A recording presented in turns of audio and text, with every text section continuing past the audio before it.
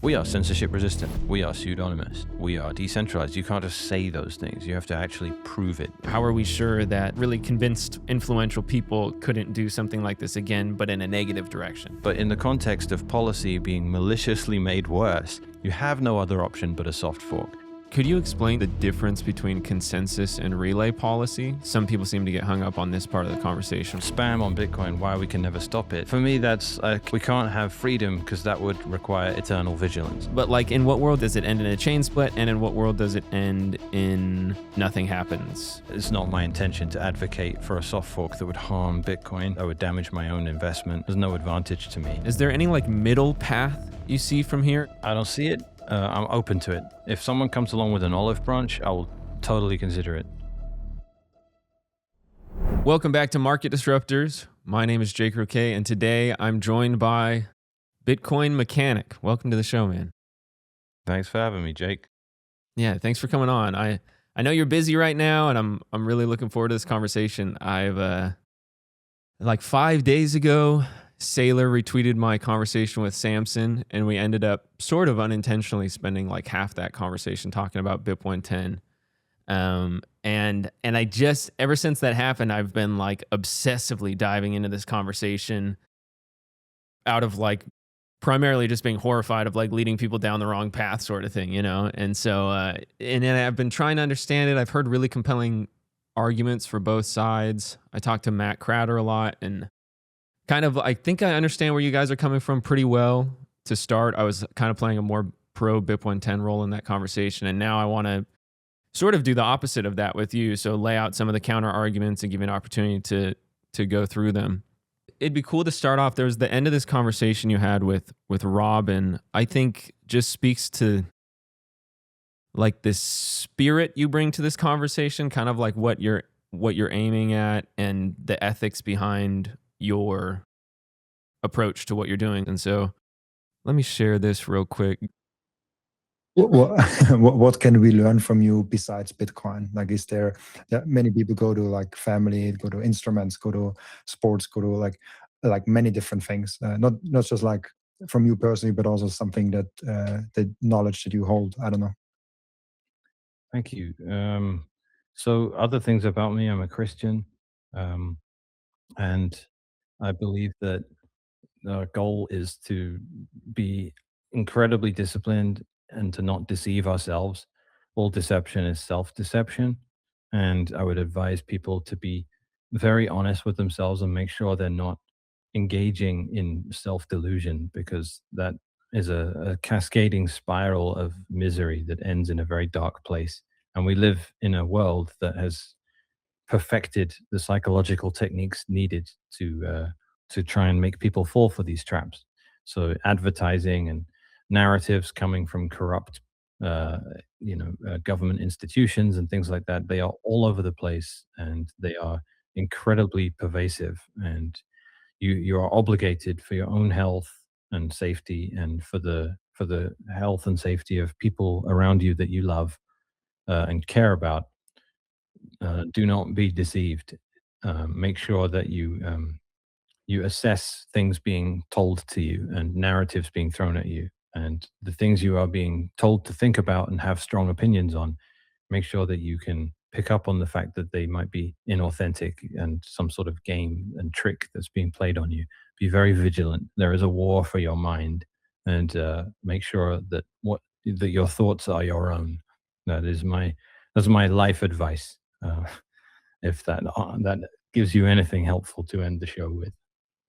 Which I just think bringing that perspective to these conversations is really important, and constantly being on defense against self-deception. For me, I found that difficult because there's people that I care about, that I know personally, that I like on both sides of this. It's like, man, I really like this guy and I really like this guy, and I see them like throwing stones at each other, and it's been, my personal feelings about people can influence my positions on Bitcoin policy, and I'm trying to defend against that. I don't know, yeah, just the self-deception from the many things that come in, and understanding like there's people warring for your mind and warring for your opinion on important things like this, and just maintaining sanity and level-headedness in that. I'm trying to do that for myself. So I want to take that approach to how we go into this BIP-110 conversation. But the first thing I wanted to do was see if you could tell me a summary of your story so far in Bitcoin for those who don't know, what some of like the key turning points are and maybe lessons you've learned along the way and things of that nature. Yeah. So I got into Bitcoin around the Occupy Wall Street movement in 2011. It was the real solution rather than the complaining and never doing anything thing, which I guess would define my whole history in it. Because even right now with the BIP-110 stuff, there are people that agreed with a lot of the context for it, the complaint around Bitcoin Core, and how bad it's become. But the minute we proposed a real solution, all were like, no, you can't do that, with no real alternative presented, right? So that's the stuff you already cited with Jimmy and Samson. That's what that is in my estimation. They will agree and say core is terrible, dirty laundry, etc. But they're not prepared to support anything real, especially if that thing gets a shelling point, well, we can get more into that later. So anyway, the rest of And my that was history off air, I think. I'm pretty sure, but we were just talking about Jimmy and Samson's proposed neutrality, and Mhm. they were upset with Core for a number of reasons, but have some issues with pieces of BIP-110, it sounds like. So, yeah, Yeah, for for sure. context there. So the rest of my history, yeah, it's learning. It's basically just been learning and getting deeper into it. Learning about Austrian economics, learning how decentralized networks work, learning how monetary systems can bootstrap, and learning specifically about Bitcoin as my entire basis for what a money can and should be, because it's a complicated technology that is its own payment network, and it's a payment network with its own native currency, and the two things self-reinforce, and that gives all these people a very mistaken understanding of it, because people like Saylor don't understand that it's a medium of exchange and it's already money in that sense. They just see it as a way to preserve value and and purchasing power. And there are others like the people in the prior war who I was against, the so-called big blockers back in 2016, 2017, who just above all else needed it to be a very, very functional and cheap, accessible payment network with no regard for the decentralization that would maintain it as an actual valuable currency, because that's something that gets eroded very quickly. And all in all, everything I came to love about Bitcoin was the qualities it had couldn't be easily eroded, because the people that protected it were hard to find and there were too many of them. It became a widely adopted protocol. That's what decentralization is, and it's why I use language as a metaphor. It's really hard to change how English works, though it does change over time. And that's not because of any quality about the English language, apart from some things you can kind of cherry pick and point out. The only real resilience the protocol English language has is that there's a billion people that speak it. And that means it's going to self-reinforce. Everyone's going to learn it because of how useful it is to learn, because of how many other people speak it. And if you want to change the definitions of any word, you have to deal with the fact that there's a billion people that disagree with what your new definition is. And if you were to centralize it, let's take the crypto approach. Let's improve English. Let's make it do way more things. Let's add another 100 million words to it. Let's make it impossible for a 3-year-old to learn. If you were to do something like that, on paper, you might make a better language, but you won't have decentralization. You won't have anyone actually speaking it. It will exist in a textbook on a shelf somewhere, and it can be changed arbitrarily because of that fact, whoever it is that writes that book. So what makes Bitcoin great and what gives it all the qualities people celebrate about it is just due to one thing: decentralization. And I mean specifically decentralization at the node level. There are other areas like mining and development and things like that, where you have pockets of centralization. On and off ramps like exchanges, they're huge as well, and they're very centralized. But Bitcoin has basically survived and done very well because of the one part of its community, which is the node runners. They are the ones that stand up and maintain the integrity of the whole system. So anything that comes along that threatens to centralize that, like having big blocks or a blockchain filled up with trash from parasitic use cases trying to turn Bitcoin into an arbitrary data layer, those threaten Bitcoin at the very heart of its being. So that sets off red flags for me and fire alarms. The minute anything comes along that pushes Bitcoin towards centralization at the node level, I do not care about any of the arguments for this endeavor. It needs to stop. So when we were blowing out data carrier size, I'm saying that can only cause centralization. That is not a helpful thing to do. And The the increase of trade-offs op are, return is what you mean there, right? yeah, well, From data 83 carrier bytes size to controls the default size of what op return is, and okay, I'll get into that in a bit. But okay. yeah, it's immediately a red flag went off. This is not my node isn't there to store giant op returns, and you can tell me that they're better than UTXO bloat coming from them doing fake pub keys instead, but that you're missing the forest for the trees. We can't go in that direction. The blockchain is a history of financial activity. No one wants the kind of issues that come with storing random, anonymously uploaded media on their computers in their house. Like that threatens. Like you can still have Bitcoin and treat it like that kind of platform if you want, but we know what happens with that. It just ends up being run in data centers by captured industry players, and they are not going to defend Bitcoin's qualities because they have to do everything by the book. Node runners don't do anything by the book. They just download and install open source software and double click on it, and then it does what they want it to do. And those are the only people that can be trusted here. Maybe I was going to get to this later, but could you explain to me the difference between consensus and relay policy? Because that's like where some people seem to get hung up on this part of the conversation where they're like, okay, you want people to one click download their Bitcoin software, and when you can have customizations for their relay policy at 83 bytes or 100,000 bytes. And I might misuse some terminology here, so feel free to correct me when I do.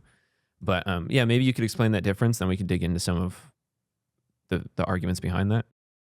Sure. So there's like two square boxes.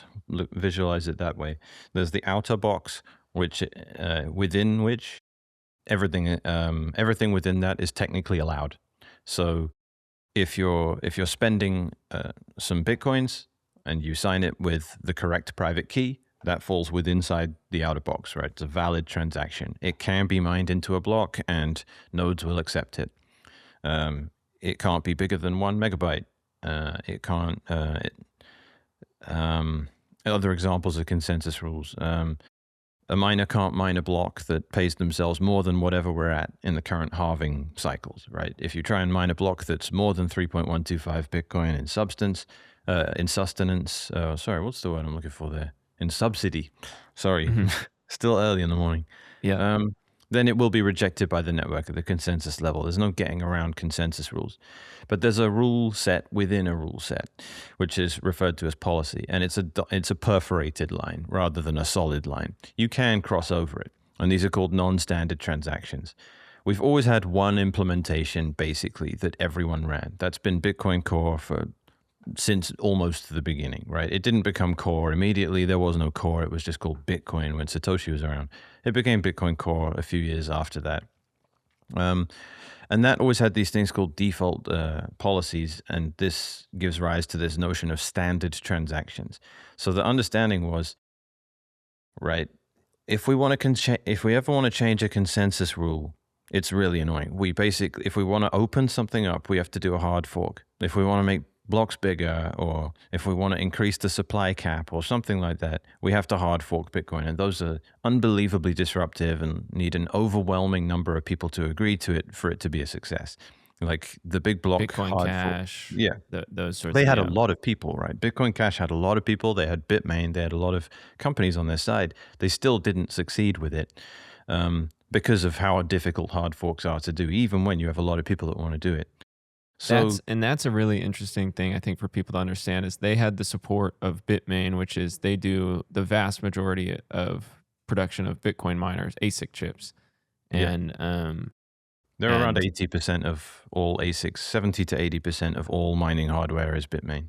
yeah, so you can have plebs be able to weigh the opinions of many big industry players, and we've seen it happen before. I'm sure it will happen again at some point in time.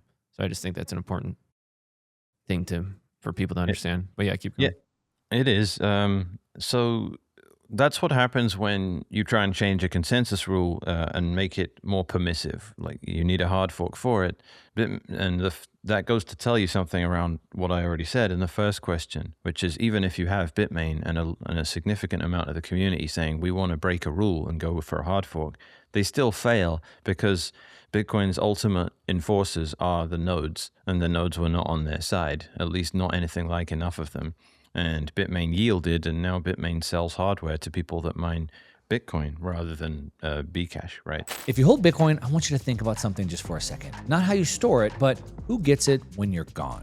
Most self-custody Bitcoiners have never tested if their family could access it if they were gone. Knowing where the keys are isn't the same as knowing how to use them. That's the technical side. But what they most often miss is the legal side. So even if your family found the keys and they knew how to use them, there's no legal structure telling them the Bitcoin is theirs or how it's supposed to pass to them. You see, Bitcoin that isn't properly retitled and documented could end up in probate. So it's not one problem, it's two. Yes, can your family physically access it, but is there a legal framework that says it's theirs? So if you want to find out, take a short 2-minute quiz and get your inheritance ready to score. Just go to unchained.com/Mark Moss. Again, that's unchained.com/Mark Moss. And it's definitely worth 2 minutes to find out that it's actually handled or not.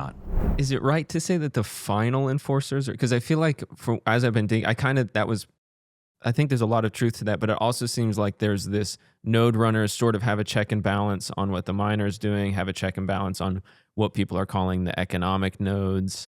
Not And really. like, I don't okay, see yeah, it tell me like a little that. more about that. Yeah. Some people see it that way. There's probably some validity to it. I don't see it like a political system where you have like the Senate and the legislature and the executive and the House. Yeah, I right. don't see it like that. And in Britain, you have like the House of Lords and the House of Commons. I see those as a bureaucrat's idea of how to stop a system from being corruptible. Bitcoin, I don't see like that. I see it as hierarchical, and I see it as an inverted hierarchy because it's basically you take a pyramid and you flip it on its head so that the point is at the bottom and the nodes are at the top. And the nodes are, all they do is present this incredibly crushing weight that pushes down on everything else. So miners are below nodes. There are fewer of them. They are always asking permission and getting paid on the premise that they do exactly what they are being told. So it's called proof of work. And the question is, who are you proving you have done work to? You're not proving that to yourself. You already know how much electricity you consumed trying to mine a block. You're trying to say to the network, hey, I must have burnt this much electricity because I just grinded out this nonce that gives us a block, which you know, statistically speaking, must have cost me at least at this energy price, $150,000 worth of electricity to guess. Maybe I got lucky, but on average, over this 2-week period, you can tell that in aggregate, we've all spent about that much mining 2016 blocks. Bit of a mouthful, but at the end of the day, they really are employees. They are getting paid to do a specific job, and we don't ask their permission to do halvings. We don't ask their permission to do things like SegWit and Taproot. We're not asking their permission to do BIP-110. And that's just what I've learned. To finish off the answer I didn't give in the question 1, all I've learned in Bitcoin is that it's decentralized. It's enforcement of rules by this group of node runners, and they control everything. What if Bitcoin Core do something terrible to Bitcoin? Well, they don't control Bitcoin. No one has to run their client. And we're seeing that play out. This was a case study that I'd wanted to see forever because you know this, man. You've orange pilled someone and they've asked you about the code base. Aren't the developers that write the software in control of the whole system? And the answer is always no, because it's open source and we can run other stuff. And that to me was the final unanswered question in this whole thing. I've done this list before, but I'll run through it real quick. What happens if the biggest exchange in the space collapses and gets hacked? Well, it turns out we can survive it. What happens if a couple of developers go rogue, like Craig Wright, like Gavin Andreessen and Mike Hearn? We can survive that too. We will eject them. They were Bcash. That's going rogue, right? Like, didn't they go the Bcash route, or am I misremembering? Mike Hearn rage quit before Bcash became a thing. Gavin Okay. Andreessen, he supported the parallel big block clients like Bitcoin XT and Bitcoin Classic. I don't know if he ever went in on Bitcoin Cash. I forget, and I should know that. I'll probably remember after this and go, oh yeah, of course. He just kind of, I mean, he endorsed Craig Wright as being Satoshi, and that didn't work out. So, I mean, and yeah, that's further to the list. Someone came around pretending to be Satoshi, and a lot of people believed him, but he went off on his own and started the Craig cult, and that has not gone very well either. And what happens if there's a hard fork trying to degrade Bitcoin and make it more centralized by misguided, well-meaning people? That we've survived all of these things. We survived FTX blowing up. We survived an onslaught of cryptocurrencies pretending to be Bitcoin, but better.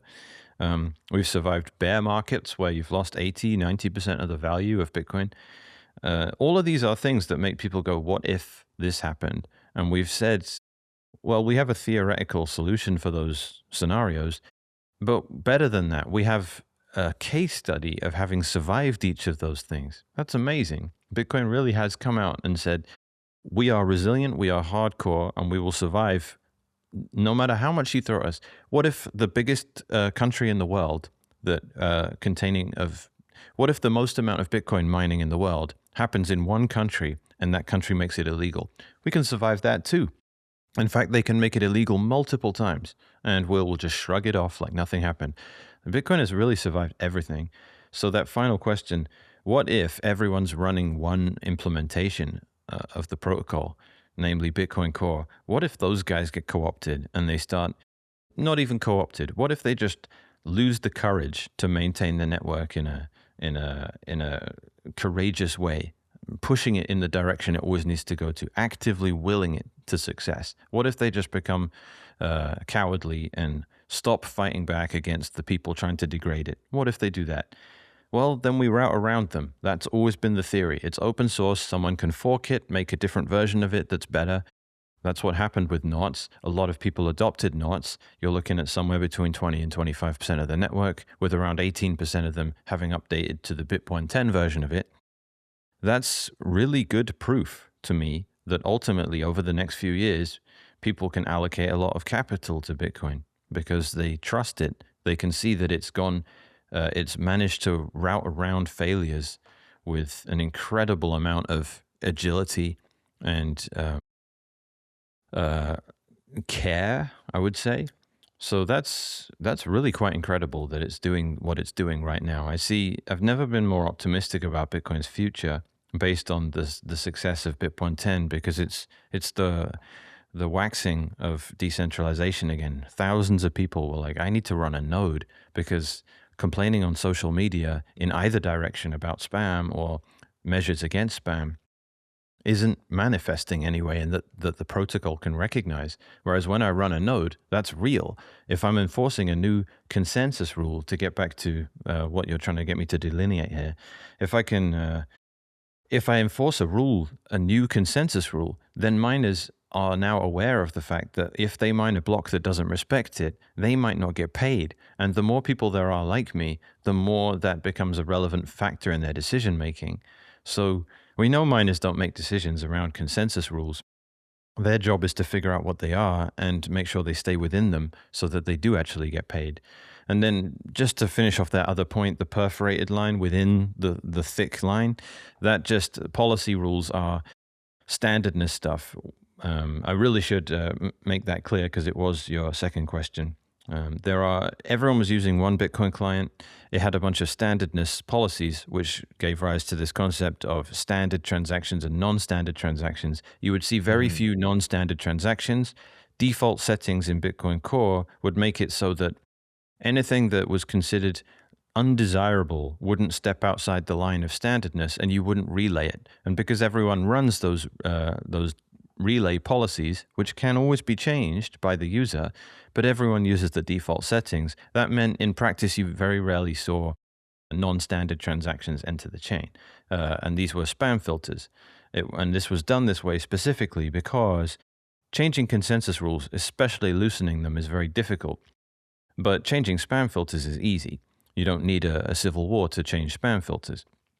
And That being the case, you can have quite loose permissive consensus rules like 1 megabyte op returns, which have always been possible, but you can make sure that they stay within reason at 83 bytes only by having a standardness policy which says, all right, well, if you want to go outside of 83 bytes, you're going to have to talk to a miner individually and submit it to them, and then they're going to analyze it and say, what is this non-standard transaction you're trying to put in the chain that people are going to come after us for if it contains something Makes horrible? it easier to identify, maybe? Like, are they more likely to identify non-standard transactions with much less people relaying them, decreasing the probability they make it on the chain? Yeah, you're necessarily doxed, and the content is necessarily moderated. Is the point? Like if like a coin join transaction, it really can be. If you're doing a monetary standard transaction, if there's a standard transaction you're making, it's getting in a block. Someone's going to mine it. If you're doing a giant op return when everyone is filtering it out, that's not getting in a block, because when you broadcast it, it doesn't go anywhere and it doesn't make it to a miner. If you want it to go to a miner, then you need to go via a private API, and then the miner is going to ask you, what is this and who are you? And then you're going to have to tell them. And if it's something that would sabotage the Bitcoin network by being some illegal JPEG or something like that that no one will want on their hard drive, you're not going to want to tell them who you are and why you're putting it in the chain. It's just not going to work. So Does that give miners more or less power? Gives them more power. It gives them more power to do something we definitely don't want them to be doing. So there was an argument, get rid of all the standardness policies, relay everything so that no miner has the power to include stuff that other miners aren't even aware of. That was an argument on the core side. It's not a concern for reasons I can get into, but that was one of they said they want to level the playing field. Spam filters mean that a giant miner can offer an out-of-band service for non-standard transactions. And if we get rid of the standardness policies, the spam filters, then all miners have access to this stuff. The reason it doesn't work like that... Sorry, go ahead.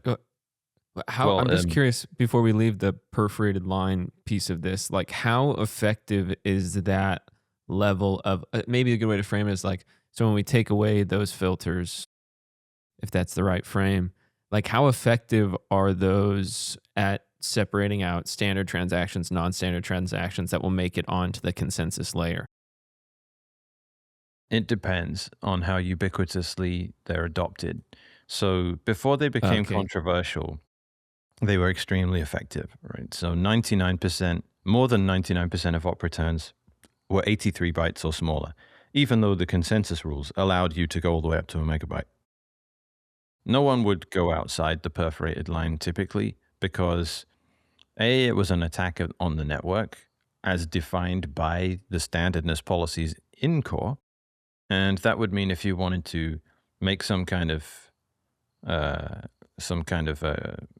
coin on Bitcoin protocol that needed to do something that all the nodes would treat as spam, and you had to organize the whole thing with a miner that would give you, I don't know, supposing it was Mara and they had 8% of the network or 6% of the network or something, you would have to have your whole ability to use Bitcoin would be contingent on your relationship with that one miner.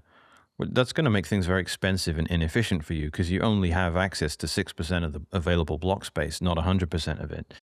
So immediately then you're pushed into, if you're trying to design a real protocol here, not just upload a few JPEGs, you're pushed into a scenario where you're like, well, how do we work within the standardness policies? Because we want access to all of the block space. It would make things cheaper and faster for us. We don't want to wait 6 hours for Mara to find a block. We want to wait 10 minutes. So what you do is you work with the network rather than against it. So it's just one of those things. Like you can put it, like there's a one-way street with a one-way sign on it. You can drive down it in the wrong direction if you want, but no one does, because it's just a hassle. Like, and it might even be the most efficient way to get where you need to go, but you're still not going to do it, even though it's technically possible, right? So it was very effective. It was very useful.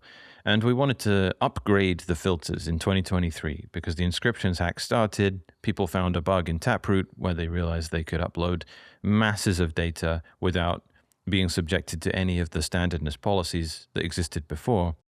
And this was the beginning of Spam War 2, which is now concluding with the activation of BIP-110, which is the final chapter in this whole long civil war in Bitcoin's history.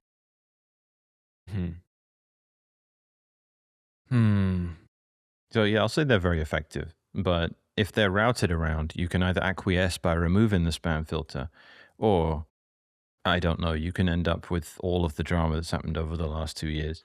Nodes don't typically want to relay non-standard stuff, and they want good definitions around what constitutes standard, because there's just no incentive for a node runner to relay arbitrary data around the Bitcoin network.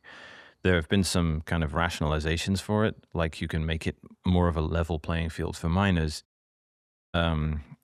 or the ideological argument that if you attempt to reject arbitrary data out of your mempool, you're a censorer, which I wholeheartedly disagree with. That's not appropriate at all. That's like saying free speech means you have to relay everything I say. If I speak, you got to go and tell everyone what I said. Otherwise, it's censorship. That's called compelled speech. That's not reasonable at all. I do not need to relay anyone's transactions, but I definitely will relay monetary transactions because that makes Bitcoin work better, and I'm incentivized to do that. I will not relay JPEGs around the network because that makes Bitcoin worse as money. It makes it less efficient. It makes every monetary user have to pay more than they otherwise would because they're competing with other use cases. So those are my motivations for it, and the effectiveness of them. I don't know. It's a delicate balance. The most compelling, maybe one of the most compelling, like anti-BIP-110 arguments that I've heard so far is if you don't invite, what was the way to put it? Like they were saying that op return is like the most easily prunable of the ways to spam the network. And so if you don't allow it, and I don't know if invite's probably too strong of a word, but like basically they're saying you can allow people to put it here, and by doing that it's easily prunable, and they're not going to go to the UTXO set or the inscriptions spam attacks that are more damaging. So it's not like they're saying, yeah, well, we think spam's good and we want spam on the blockchain and we want blockchain bloat. They're saying this is the least damaging location for it. And so until we find, well, I'm sort of reading into this, but until we find better ways to defend against the spam in the more damaging locations, it'd be better to leave it here because it's easier to get rid of it there. What do you think of that? So there's two reasons here that this is, it sounds right on the surface. One, it's the give drug addicts clean needles argument, right? We're not in favor of drug overdoses or people getting infections from stuff like that. We're not in favor of the downtown part of your city being completely uninhabitable, but it's objectively just better in a black and white sense that they use a clean needle and not a dirty needle, right? You're ignoring the context. The downtown needs to be fixed. It's a trash pile, and acquiescing to it continuing that way and saying there's nothing you can do about it, and here's how we can make little silver linings of it. That doesn't work. Ultimately, it leads to the whole thing becoming worse. You need to make sure arbitrary data in Bitcoin is kept to a minimum. Second, you're ignoring the stative motives of the people doing this. You can store data on other people's computer. Redundant data availability is a thing you can do. There are protocols that allow for it. BitTorrent exists. The only and stated reason people are using Bitcoin to store their data is because they want to harm Bitcoin. They want to trick people into storing data they don't want, who are trying to use Bitcoin as a monetary network. That being the case, they only want to do it in the most harmful ways. So giving them a trash can to use instead of throwing their litter on the floor, as is the repeated analogy, ignores who these people are and what their intention is. They want to do damage, and they've said that many, many times. They want to create as many problems as possible. Part of the reason for that is because it gets them more attention. Who is saying that? I certainly believe that there's people like that. But on the other hand, I certainly believe that there's people who are like maybe just crypto bros that are like, let me get my JPEG on the chain, or I want to try this new thing on Bitcoin or whatever, For sure. There are two people I know of. There was Mike in Space, and there's a podcast with another guy who I forget. Both of them are saying their intention is to do harm. Mike in Space specifically says we want to bloat the UTXO set because it's more harmful. And there's a very good reason they do this. It's not because they're It's not because they are that malicious. It's because they need to market these scams. And if they can say something inflammatory and annoying that will cause people to become outraged, it gives them more engagement. It gives them more clicks and audience. So that helps bootstrap the whole thing. Because these are scams at the end of the day. NFTs in general are scams. So getting attention for these things and bootstrapping them to the point where they can become self-sustaining attacks on Bitcoin, it requires a lot of effort, because ultimately it's quite hard to get enough people to really get a Ponzi scheme, a pyramid scheme actually going. It's quite difficult to do that. You need quite a lot of people to fall for it. So if you can get a massive amount of attention by annoying people that are trying to defend Bitcoin's decentralization, that helps you. So unfortunately, the perverse incentive does exist there. So all that is why coming out with ideas like op return, because it's a bit less harmful, and expecting them to use it is very naive. It's technically true, but it's completely missing the point of the kinds of people we're up against here and what the courageous approach is, which is we need to filter all this stuff out by default. We can't have these people headlining the conference the main conference that exists. Like every year, the biggest Bitcoin conference in the world is treating this kind of usage of Bitcoin as valid, appropriate. It needs to be considered socially contagious. And people say, oh, well, that's not a technical solution. I'm like, sure, but it is a valid one, because we got rid of Vitalik. We got rid of Ethereum by filtering out what he would do. What Vitalik wanted to do on Bitcoin was within the thick black line. It was outside of the perforated line. And that wasn't good enough for him. He said, you guys don't really want me to do this here. I feel declined. I feel like you're telling me to get out of here. I don't feel welcome. And we said, correct, you're not welcome, go away. And he did. And I can't believe that isn't, again, an effective case study for us to draw from. If Ethereum had been built on top of Bitcoin, we would have been part of that whole thing. We would have been party to the whole disaster of it. Instead, it was gone. It was his own cluster F that happened, independently of Bitcoin. There's a little bit of contamination from the fallout because it is all crypto, but Bitcoin, not crypto. We're not able to say that when people start doing this stuff on top of Bitcoin directly. So issuing it at the social level with not watertight technical approaches that make it more difficult. All of these are very valid things to do. They do take courage, and they do take nuanced understanding, knowing that none of them are perfect. But neglecting to do them all with these very crude appeals to, well, doing anything about it would be censorship, and also it would compromise Bitcoin's neutrality, as Michael Saylor has been saying, or further. It's strictly better if someone made a big op return instead of a fake pub key. So therefore it's better. Like these are all, you can view each of these as true, but you're ignoring any kind of context that makes Bitcoin a real thing with real adversaries trying to make it worse, with concerns around centralization that have to be met if the project has a real future.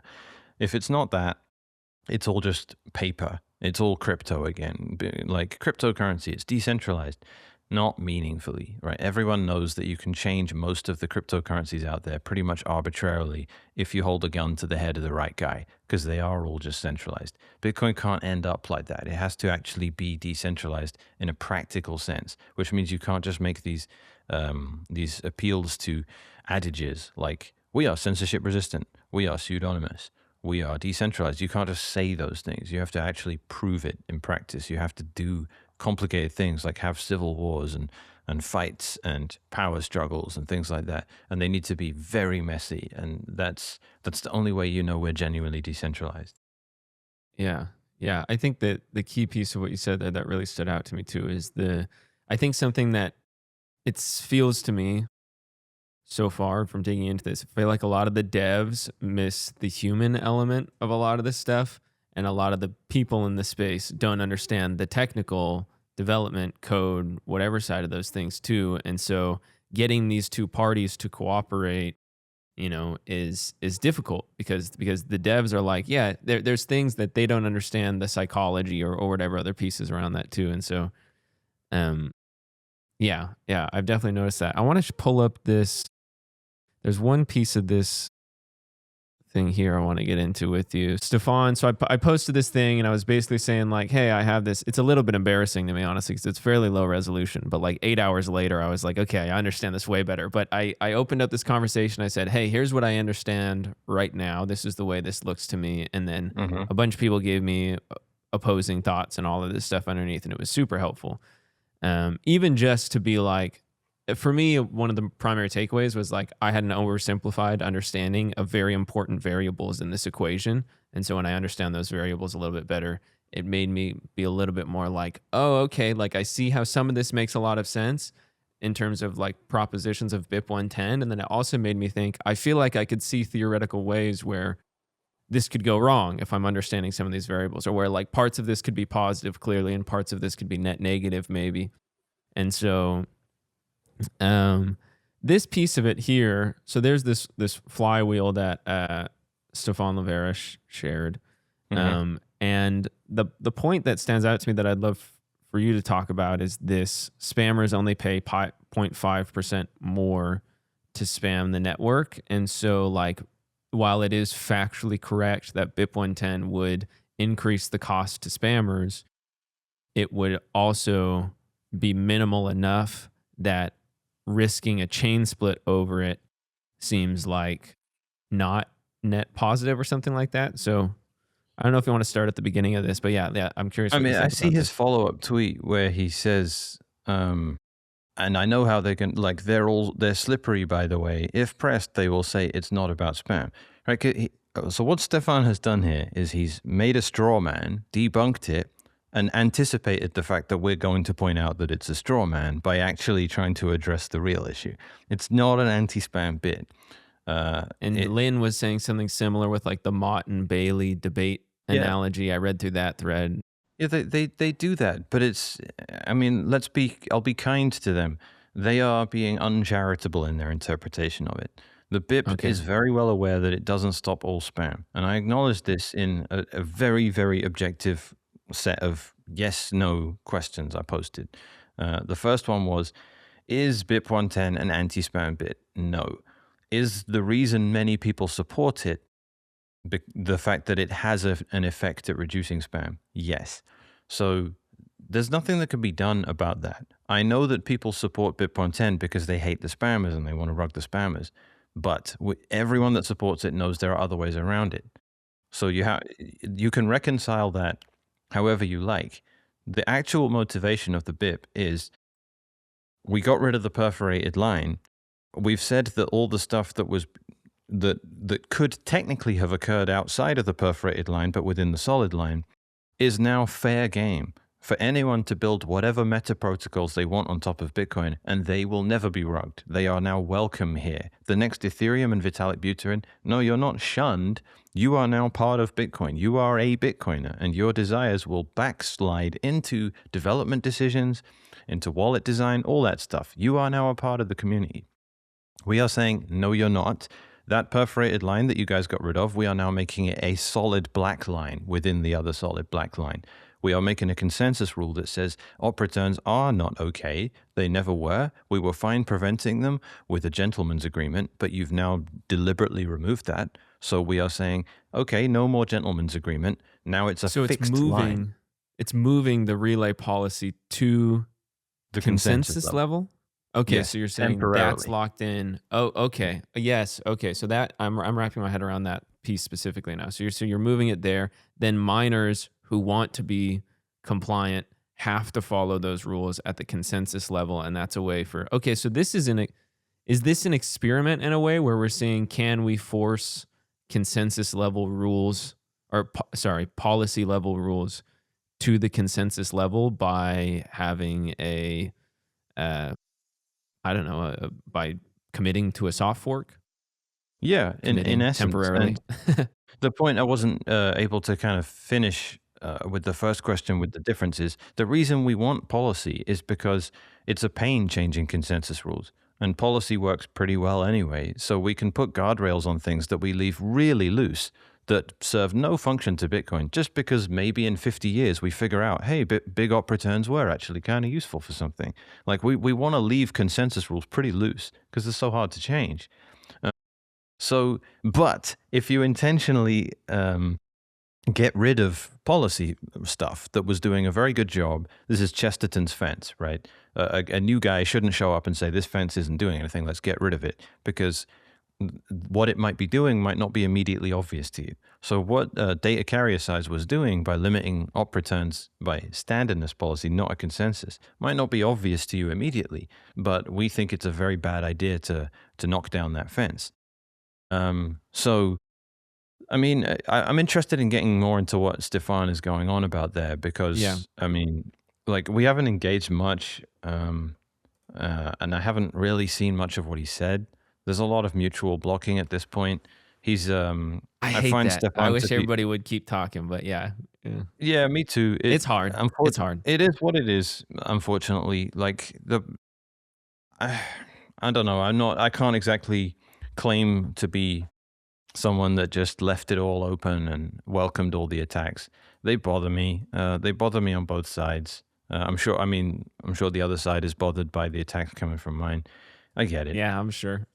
Anyway, but he says, look, they are slippery, by the way. It's not slippery. I'm explaining to you why we have to be pedantic about it. It's not an anti-spam BIP. It says the ways of arbitrary data that were made explicitly available with Bitcoin Core 30 by moving standardness policies to, ridiculous increments. So you went from 83 bytes to 100,000 bytes with op return after not touching it for 11 years, right? That was a crazy thing to do. And we're saying, all right, we are rejecting that change with a temporary consensus rule that says, no, you actually can't go outside of that line.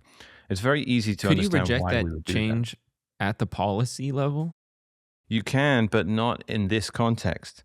Okay. So, because you can do a minority soft fork and change the rules of Bitcoin. We've done that before with BIP-148 in 2017. You can't do a minority protest against the dominant Bitcoin client having a default policy that welcomes in large amounts of arbitrary data because of the way filters work. If a new client showed up that was like Libra Relay is a tiny client that had more permissive spam filtration policies, right? Well, there was no need to do a soft fork to prevent any of the things it would relay. But Bitcoin Core, what is it? It's the dominant, it's the reference implementation. If they have a permissive spam filtration set of policies by default, they are saying this is how Bitcoin is to be used. And if they do that outright, unless everyone drops the client immediately and starts running something else, that becomes essentially a botnet attacking the network. You now have everyone that runs core, which is a lot of people that will just do so by default, are automatically relaying around malicious content on the network because they have no checks and balances. They have no terms and conditions sitting on their node's mempool figuring out whether stuff is okay or not. So they're essentially flying around harmful stuff on the Bitcoin network willfully, and they're going to do it to a massive degree because of how much market share Bitcoin Core has. So the only plausible mechanism for fighting back against it is a soft fork that makes it impossible at the consensus level. That's the only mechanism available to us. It's not a viable long-term method for spam mitigation in Bitcoin because that is all policy stuff, which needs to start again. But in the context of policy being maliciously made worse by a client everyone runs, you have no option as a Bitcoiner that cares about the network, about maintaining decentralization and eschewing non-monetary uses. You have no other option but a soft fork, because a soft fork will actually work at undoing the damage of that, whereas a minority client having decent standardness policies is not going to be enough to push back against that. Spam filters work in a context where people are generally running clients which generally issue arbitrary data. That works. Even with something like Libra Relay trying to blast through it all, that's not going to be that effective. But spam filters against a dominant client deliberately forcing people by virtue of terrible defaults to relay as much arbitrary data as possible, that's not something you can fight at the policy level with a minority client. So That shouldn't be too nuanced. That is the rationale for why we're doing what we're doing. Which I guess the only piece of that stands out where I maybe like raise my eyebrows or something in that to me is it seems like there is an assumption that everyone else who's on the other side is not everyone else is on the other side. I don't know. Like, I feel like there was a baked in assumption that these are like all malicious actors, where I feel like some people are saying, I mean, maybe we should go to this. Where's my mouse? There it is. Walk through some of this. This is also from Stefan Livera. He replied, Yeah. And again, it's always the same straw man. We can't stop spam. I know. Everyone on the well, BIP-110 yes. side knows we can't stop it. But why lead with that? It's called reduced data. It's not called, you know. Well, and I think too, I think it is like you could, the side of like, okay, so if we're going to have a 0.5% increase in defense, again, and I'm not saying that I understand this to be the case exactly, but if we were going to have like a 0.5 increase in percent increase in deterrence of spam, then is that something worth risking a chain split over, or should we, or should we like be more careful about such things and only, like maybe this isn't a big enough emergency to do like a 1 year planned out chain split or something like that? I think the maths of it is very misleading, right? It's myopic, unfortunately, and not to use sailors. I'm not gonna sit here and start getting all offended at you, like, but Yeah, it's not about that. As I said, it's about, can a giant company raise $10 million to come up with a new spam coin protocol on top of Bitcoin in a context where we just made the method they would have used impossible at the consensus level? They're going to have well, a and harder even time if we raising prove that we could rug those things, right? I mean, I think that's a compelling case for the pro Yeah. BIP-110 It- side. Is like it- you see people build businesses on something, and if we can pull that function, that if it's clear that something is spam, and you can pull that functionality out from under them, you discourage attempts, like you said with Vitalik, or maybe people who are doing Yeah. ordinal stuff or whatever. To me, it's like this, right? But maybe you know what? there's dangers in that precedent also. There are dangers in it, but let's talk trade-offs in a bit, right? Because there is a trade-off to all this, what I support, and I'm happy to acknowledge it and come up with Okay. a viable mitigation plan if it ever gets used against us. But here's the point I'm trying to make with spam filters. BIP-110 is not spam filters, but it does say we need to return to spam filtration because that's the only way to get rid of it. Not get rid of it completely, but to keep it to a minimum. The way I see it is like this. Supposing you got like a town, people like to post this meme, right? A gate in the middle of a field, and they say you can just walk around the gate, right? And there's usually like a dead patch of grass where you can see everyone has just walked around the gate. So they're saying the gate is useless. You can just walk around it. Here's the point. If that gate exists and there's like a tourist company that has, 20 people that go on an excursion every day that walk somewhere around that field, they are never going to do that little walk around there because they're a sizable business. They have a relationship with the local authority, and the local authority says you're not supposed to walk through that field. So some guy walking his dog, yeah, he's just going to walk around the gate. I get it. But some guy walking his dog through my field isn't creating problems for me. Company after company of tourists going on excursions walking through my field is going to create problems. They're going to create soil erosion. They're going to destroy the whole field. So we need to, even if it's not a watertight mechanism against them, once they hit that scale, it's not possible for them to violate it. They need a robust way that they can operate their business with these tourists, that they're not going to keep getting letters from the council saying, you can't do this. There are countless examples of stuff like this.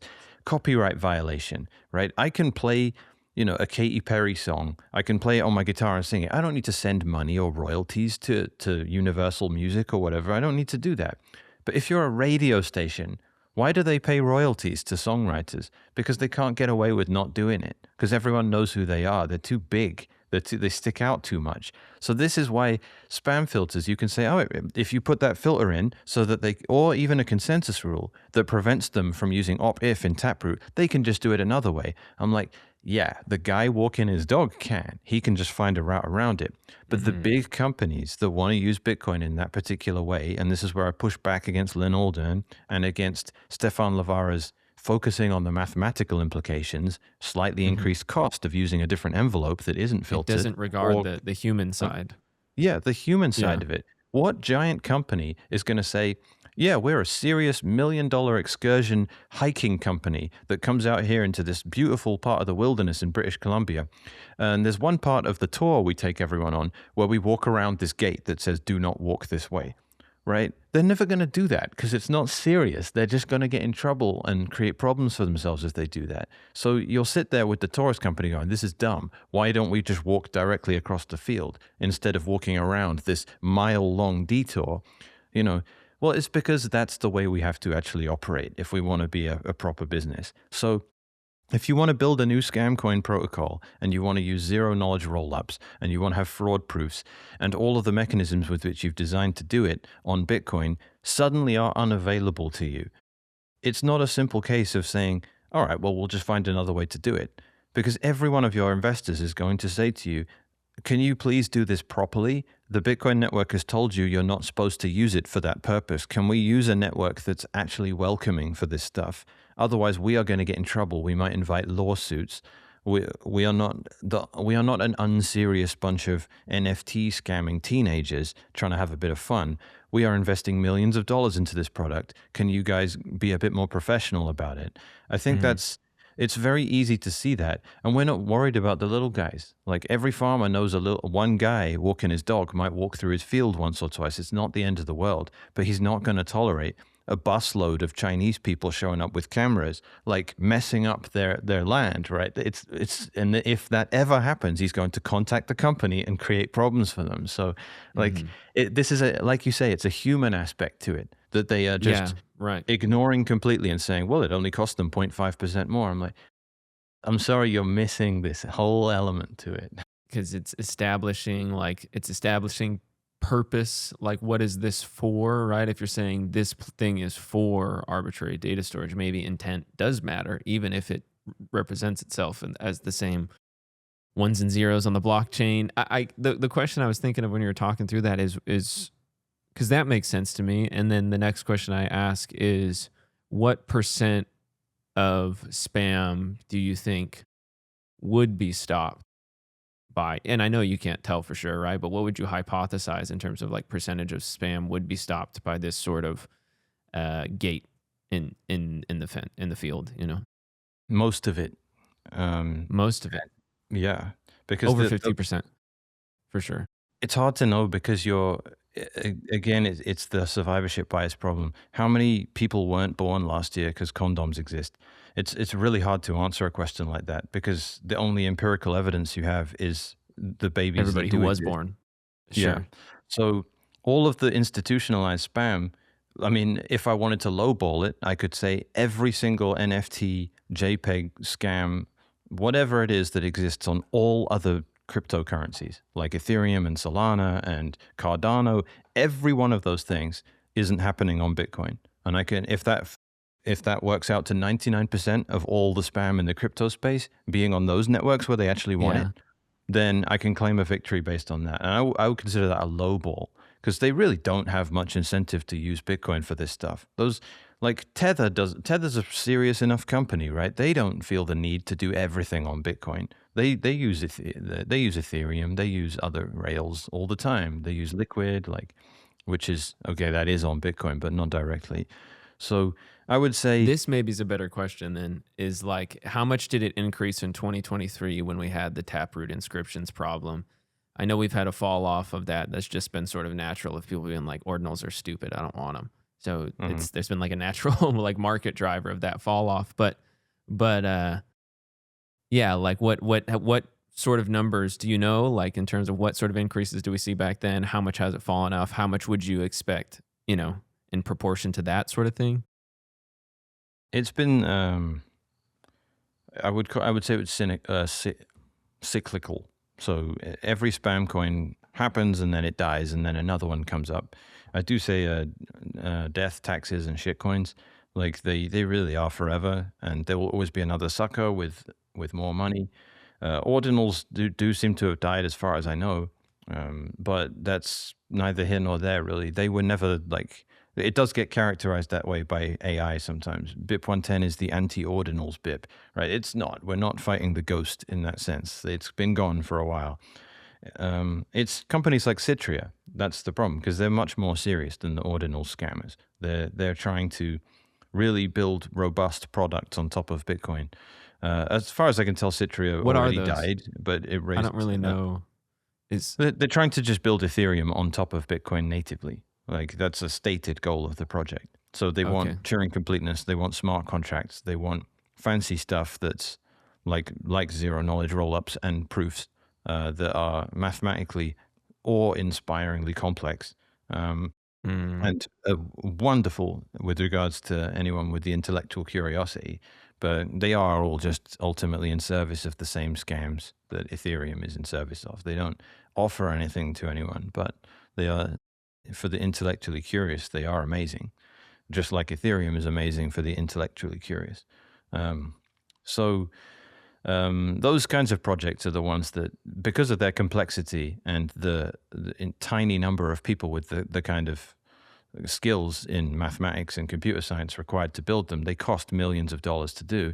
And that being the case, raising the money for them does require confidence that the underlying network you're using isn't going to tell you to F off.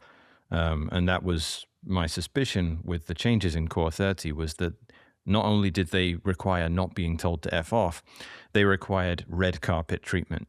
And that was what a lot of people felt was the case with Bitcoin Core, increasing data carrier size and citing the inscriptions exploit as something that justified it.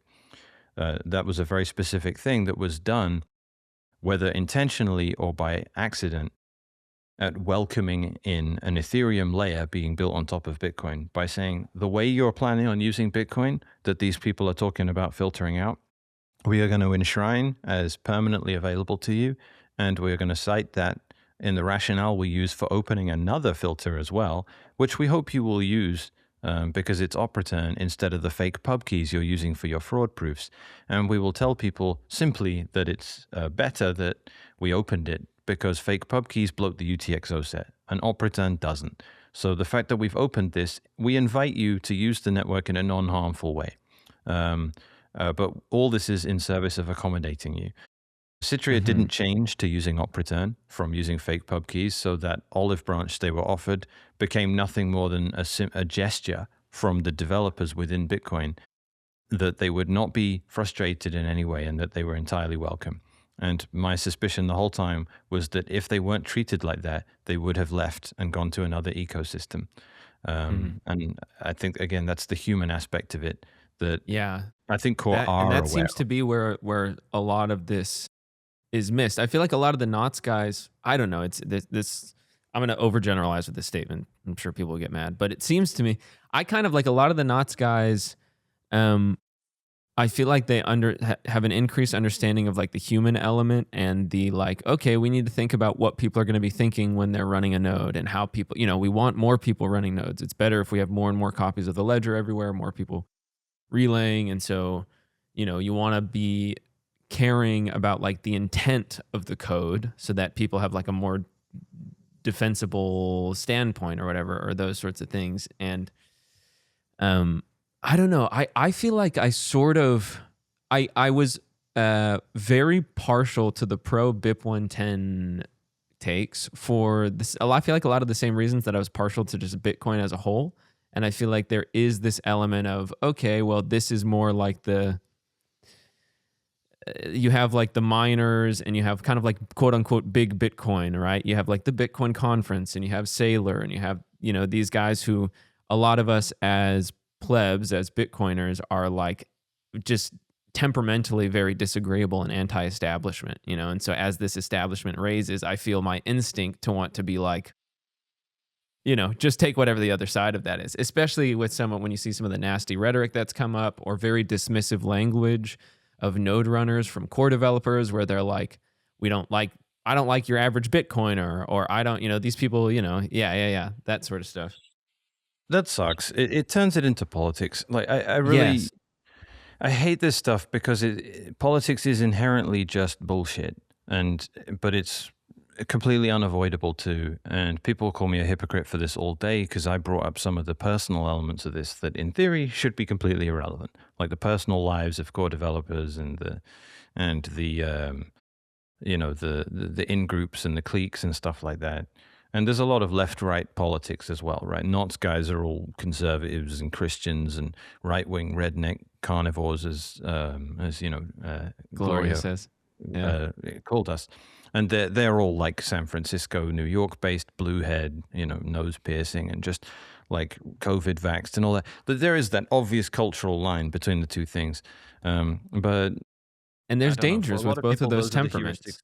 They'll use those heuristics, a lot of people, to make judgments on it, right? They'll be like a San Francisco-based bunch of 20-year-old developers that are all using Marxist language. Like, they're going to use that, right? That's not a technical analysis of whether BIP-110 is It's just off the vibes, It's just like I got certain vibes from this crowd, and you have allegations of whatever. I don't even want to levy any allegations, but right, there's people who have shown up in shady areas, and then you have people who are like, oh, you used to work with this guy, so you must be a bad guy. Or like, I hate how there's that like there's this guilty by association thing, or you think the same thing about this spam filter as somebody else, and now like you're a pedo, and it's like, wait, hold on, let's slow down, like.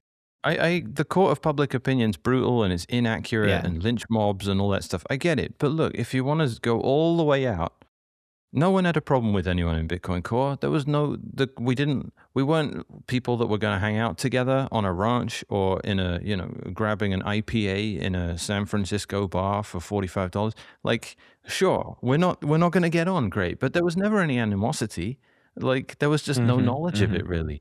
And why did the animosity come around? Well, because you closed the pull request we created to start filtering inscriptions, and you opened up data carrier size against massive community opposition. Like, there's no politics in any of that. That's literally just, we don't like what you're doing to Bitcoin. And then people start going, why are they doing that? How come they're ignoring the community? Then all the politics starts and all the vitriol and the tribalism and all that stuff. But I don't think people need to lay that at our feet, and that's what Samson keeps doing. They keep saying we are divisive and we have created all these problems and we should apologize. Both sides have been divisive. This is all self-defense. This is all self-defense. Like, I have such a hard time when the conversations. Yeah. Sorry, go ahead. I have such a hard time when I know two people who like I think are well intentioned, who like want to separate money from state. They want to keep Bitcoin decentralized and secure.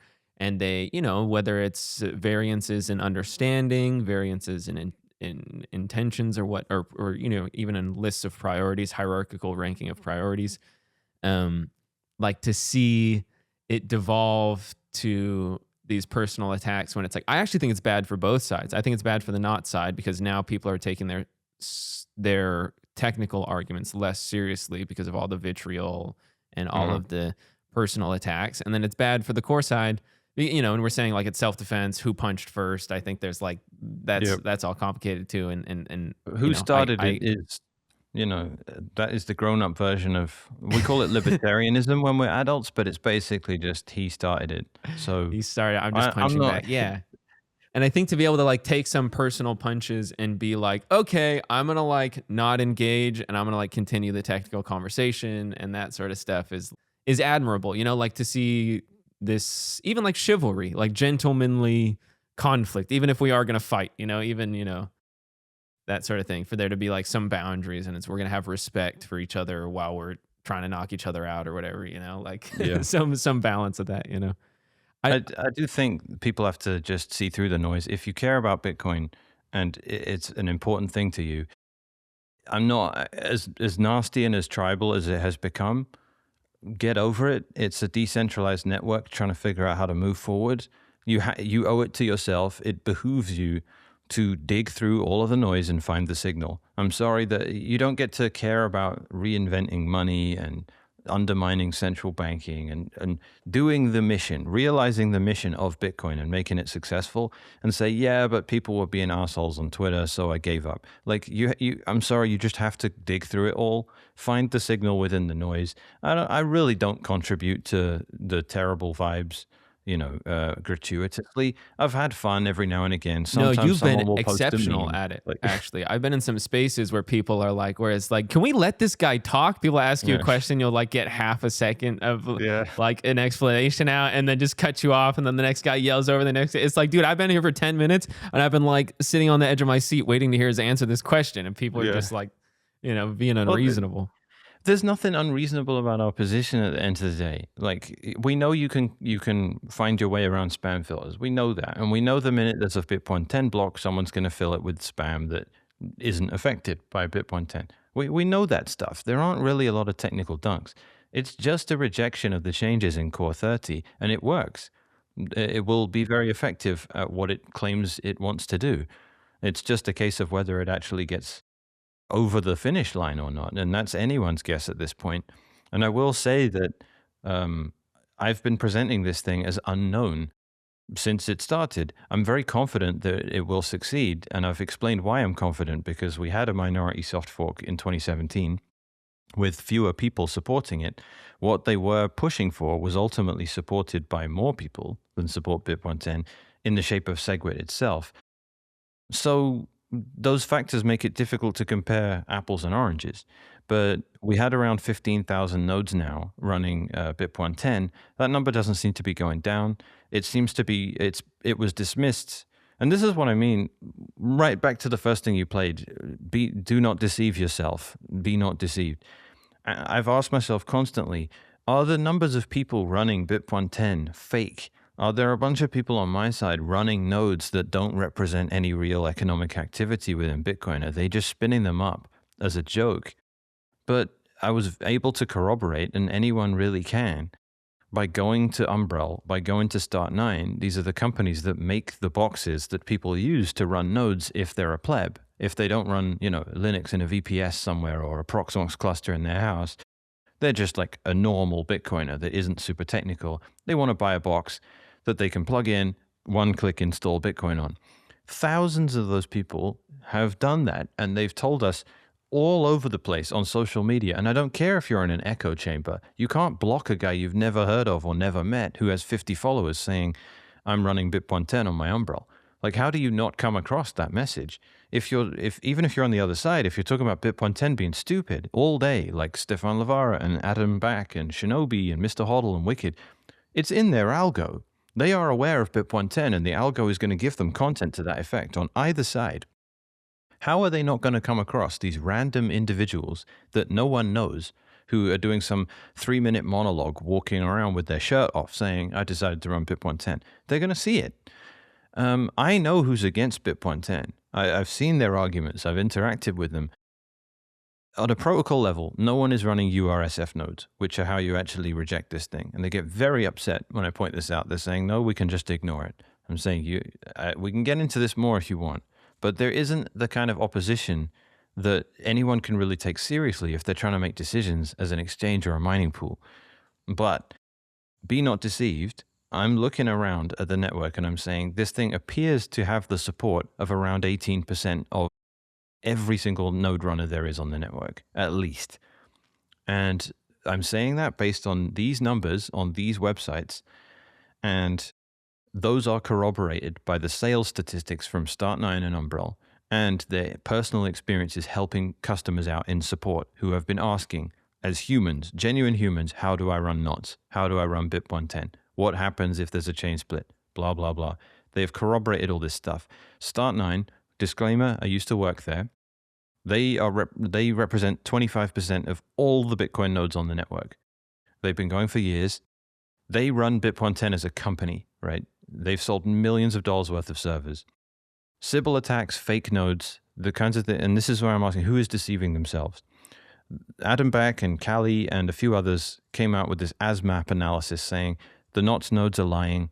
They're less than 2% of the network. There's only 200 of them or something, they said. We thought, how could you possibly believe that? I personally know more people that run BIP-110 than do that. Who is deceiving themselves in this? So I look at the Start9 numbers, I speak to them, and they're like, yeah, we sold 500 servers this month.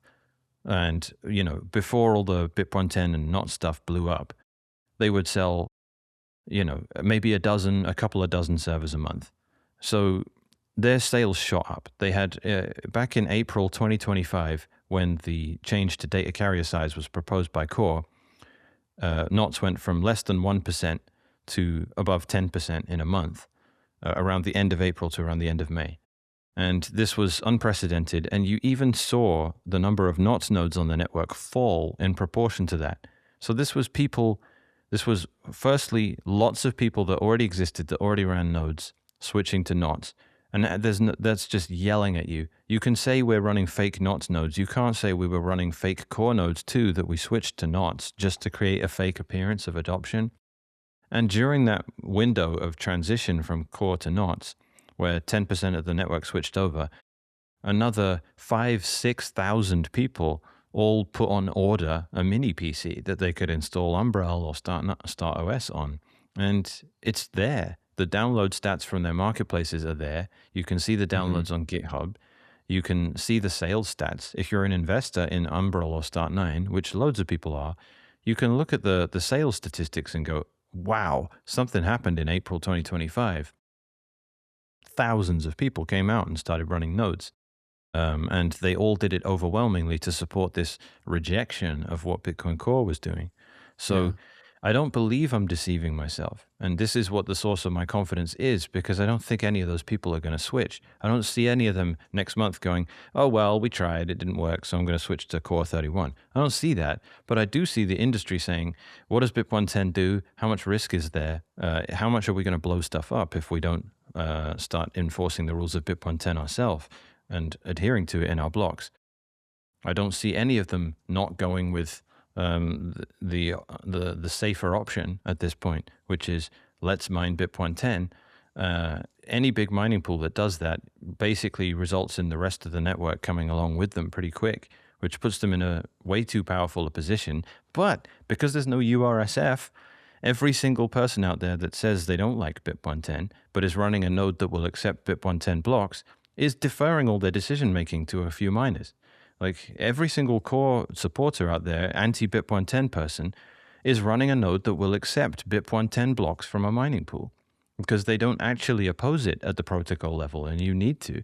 So we can get into that in a bit, because one of the main concerns has been, from Greg and others like that, minority soft forks represent a threat to Bitcoin, because people being able to change it without overwhelming consensus means they can degrade it by the same process. And I'm saying, well, if ever there was a genuinely bad UASF, like BIP-110, but with negative intentions, I wouldn't just be talking about how it sucked on Twitter and lying about its motives. I would actually oppose it at the protocol level, and I would be able to achieve a Schelling point for that, because I would be able to point out matter-of-factly what's bad about it and launch a credible resistance that could be large enough to actually thwart it. But no one's done that with BIP-110. They're just mocking it on Twitter and misrepresenting its goals, which isn't effective because there's no manifestation of that at the protocol level. A mining pool can say, Adam Back hates this fork, but at the end of the day, I don't want 15,000 nodes to throw my block in the garbage. And it's not going to be more accepted because of a tweet, but it is going to be more accepted if I flip this version bit. So I'll stop there, because I'm saying way too much. I know you want to break it down into chunks. It's all right. Yeah. And there's a few more things that I definitely want to get to. So I might try to expedite some of that. But there was something you said that I do want to dig in on is UASF, user accepted soft fork. How do we define whether or not it's been accepted, right? Like at 18% adoption rate in nodes, which, there's the caveats of, okay, you could have Sybil attacks. It doesn't, I know a lot of people who have made the switch. I made the switch. I was running knots. You said, I don't know a lot of people have gone back. I've considered it more recently it's not as black and white as I feel like almost anyone I've talked to about it seems to make it out to be, even though I given all that I know, all that I don't know. And as I dug more into it, all I did was uncover more that I didn't know. I definitely learned things, right? But then it was like, oh, wow, okay, so this thing and this little variable here that I wasn't even considering is infinitely more complex than I'd initially considered. I put like spam into a single bucket, and it's like, okay, wait, so we have this spam, this spam, this spam, and then you can defend it and then risks whatever, right? But yeah, so like, what's the threshold for? So I just to your point, I've definitely seen like I don't think that these are like a spin up of a bunch of Sybil nodes. I spun up an aughts node. I know a lot of people have adopted and are like serious Bitcoiners, have been here for a long time, and they think that this is the best path forward, right? But what makes it accepted? What's the threshold to be like, okay, this is now an accepted soft fork? Well, that's anyone's guess. I think people are really. I don't have a better heuristic, really. That's the point. There are consensus is the name of the game, right? That's what everyone likes. And I found that people are incredible. I should hold myself to a higher standard than other people, but I'm in a context where people will use consensus to just mean I support this fork, and everyone that doesn't support it is lying. That's what people tend to do. So when we're engaging in revisionist history about 2016 and 2017, we just say SegWit had consensus. SegWit definitely didn't have consensus. I represented it as having consensus in the past, and people are calling me out on that today. And I can hold my hands up and say, yeah, I was wrong. People are wrong about stuff, and people engage in wishful thinking. But the truth is, if SegWit had consensus, there wouldn't have been the block size war. People would have agreed to activate it regardless. People opposed SegWit because they wanted big blocks. And the reason Bitcoin Cash exists is because there were a sizable amount of Bitcoiners, prominent ones, that were heavily against SegWit being activated. They didn't activate SegWit on Bitcoin Cash. And you don't get to dismiss those people and pretend you have consensus because you want the warm, fuzzy feelings of never having made any enemies or argued with anyone. It was a war.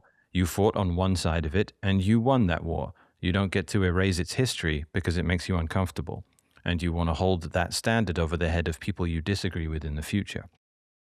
Further, why do you think you were wrong about SegWit? You said I was wrong about you were just wrong about it having consensus, or yeah, SegWit didn't have consensus. A lot of people liked it, and there was a lot of it definitely had a lot of support. But if it had straight up consensus, it would have activated without any drama. And because it wasn't just Bitmain blocking the activation of it. It wasn't just a mistake made in the activation logic that put too much power in the hands of miners. It's further than that. It had genuine pushback. I considered all the pushback ill-founded and wrong. So I was happy to dismiss those people, but that doesn't mean I get to say it had consensus. Taproot was closer to consensus, right? But you still think that it was... Keep going, excuse me. So yeah, Taproot was closer to consensus. Very few people had strong opinions about it one way or the other, and most of the people that were into it said it was great. Literally, I only know of one person ever that said Taproot sucks because the addresses are quantum vulnerable, they're public keys. That was it.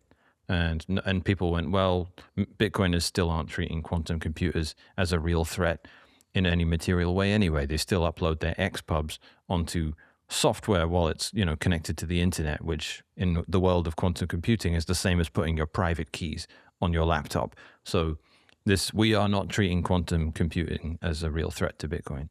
Anyway, I digress. BIP-110 does not have consensus. It has support from the people I would trust with having Bitcoin's interests at heart. I think the people that are opposed to it typically have conflicts of interest. So David Bailey and the Bitcoin magazine empire, they are direct investors in things like inscriptions. They are investors in inscriptions, in companies like the Taproot Wizards. All these people want to use Bitcoin as a data layer. BIP-110 is a deliberate rejection of that. It's not watertight, but it will have a chilling effect on the kinds of things they want to do. The financial motive there is obvious, and it's a very obvious conflict of interest. Other people like podcasters and influential personalities within Bitcoin, people that are very into stable coins, all of those guys have their own designs and intentions with Bitcoins too, or sponsorships from people that do. Those people have their own conflicts of interest as well. They do not want to get disinvited from conferences. The biggest conference is the Bitcoin Magazine conference. So again, very easy to see what the conflicts of interests are. I don't think any talking head or podcaster is someone that you can consider free of conflicts of interest. Anyone with sponsorships from hardware wallet manufacturers to companies like Blockstream, I mean, they don't want to upset their sponsors, is the point there. I'm saying these people, they are influential. They are obviously very widely followed. People like, like the people you brought up in this video. But they have careers in the Bitcoin industry, so they're worried about how what they say blows back on them. If Stefan Lavara was to say, I support BIP-110, he's not going to be the compare on the various panels that you see at Bitcoin 2027. He's going to get rejected from that, and that represents an employment opportunity for him. The man has a family. He doesn't want to create economic hardship for the people in his family. This is very understandable. He might get very offended by this and say he really is doing all this on principle, but we're looking at what's in front of our face here. I think there are a lot of anti-BIP-110 guys doing this stuff on principle. That's been one thing that I've had a tough time with more of the pro BIP-110 conversation, is that I feel like there's and had a tough time / was guilty of it myself. There was like 2 weeks ago, when someone was like anti-BIP-110, I was like, is this guy a spook? Is he which 3-letter agency is he in bed with? Or like, who's and I try to recognize those things in myself because it's easy to get swept up in. I mean, I wasn't on this train, but you look at something like COVID and you see how many people get swept up in that, like that. I don't know, that mob mentality sort of thing, right? And it's so compelling. It's so easy to get swept up in it, especially with someone, I think especially for Bitcoiners, with people who they have the capacity to stand their ground, and go against the grain and go against the mob. And so, and even enjoy it to some degree. Like, I kind of like it, it's kind of fun. And so I try to like watch that spirit rise in myself, and be like, okay, is this, because there's utility to that. There's so much utility to that. It's part of why we're all here, yet you have to be careful of it at the same time.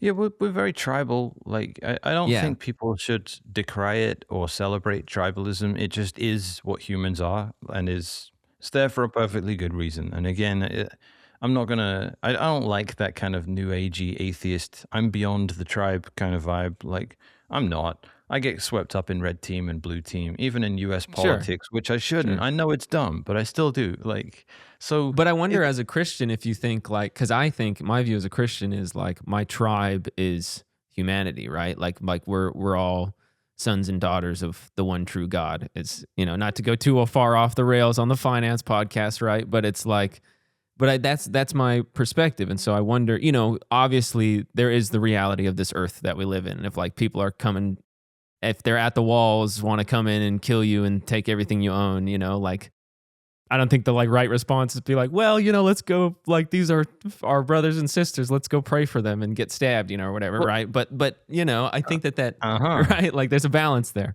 That's the point, in my opinion. Like, this was the crux of Saylor's 110 reasons against BIP-110. The final section of it was, we are all on the same team. We are all Bitcoiners, and we should all be fighting the same battle. And this, to me, is the same deception of misuse of Christian principles against Christians, because Christians are turning love thy enemy into pretend no one is your enemy, which is not the same thing. Well, nobody is your enemy, I don't think. I think that like other people, well, maybe other people like conceptualize themselves as your enemy, right? But to me, it's like we wrestle not with flesh and blood. It's like none of you are my enemy. I'm wrestling with like the spiritual things here. And if you're captured by these spiritual entities, like, it doesn't mean that like I won't shoot you if you try to kill me. God, I don't want to throw crazy things on the internet, right? But if you come to my house, watch out. But like, right? It means you will defend yourself.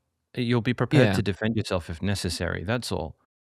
And but because the passivism that it's like the meek shall inherit the earth. It's trying to push a pacifist kind of narrative that isn't the intention of the wisdom. And Bitcoin is I won't dig into that. Actually, keep going. Fair enough. So I think it's a misinterpretation of the meek will inherit the earth, but we could do theology. I completely agree. The meek, okay, yeah, sure. Yeah, that's my point, is that people have taken that to mean, you can't ever have an opinion or a spine on anything. You just have to go along with everything. It's a bullying tactic to silence people that try and stand. But I think the humble will be more likely to find themselves on the correct path. when you're I like, okay, agree. like, yeah. Certainly, Yeah. and I've been watching the other side constantly say this fork is dead. It's dead on arrival. These guys, losers, are going to fork themselves off. And I've Sounds like constantly been hubris. thinking, that sounds like hubris. And there is not the same. On my side, there are a lot of people saying, I don't care if we get forked off. I'm happy to die on the hill, but I think we'll win.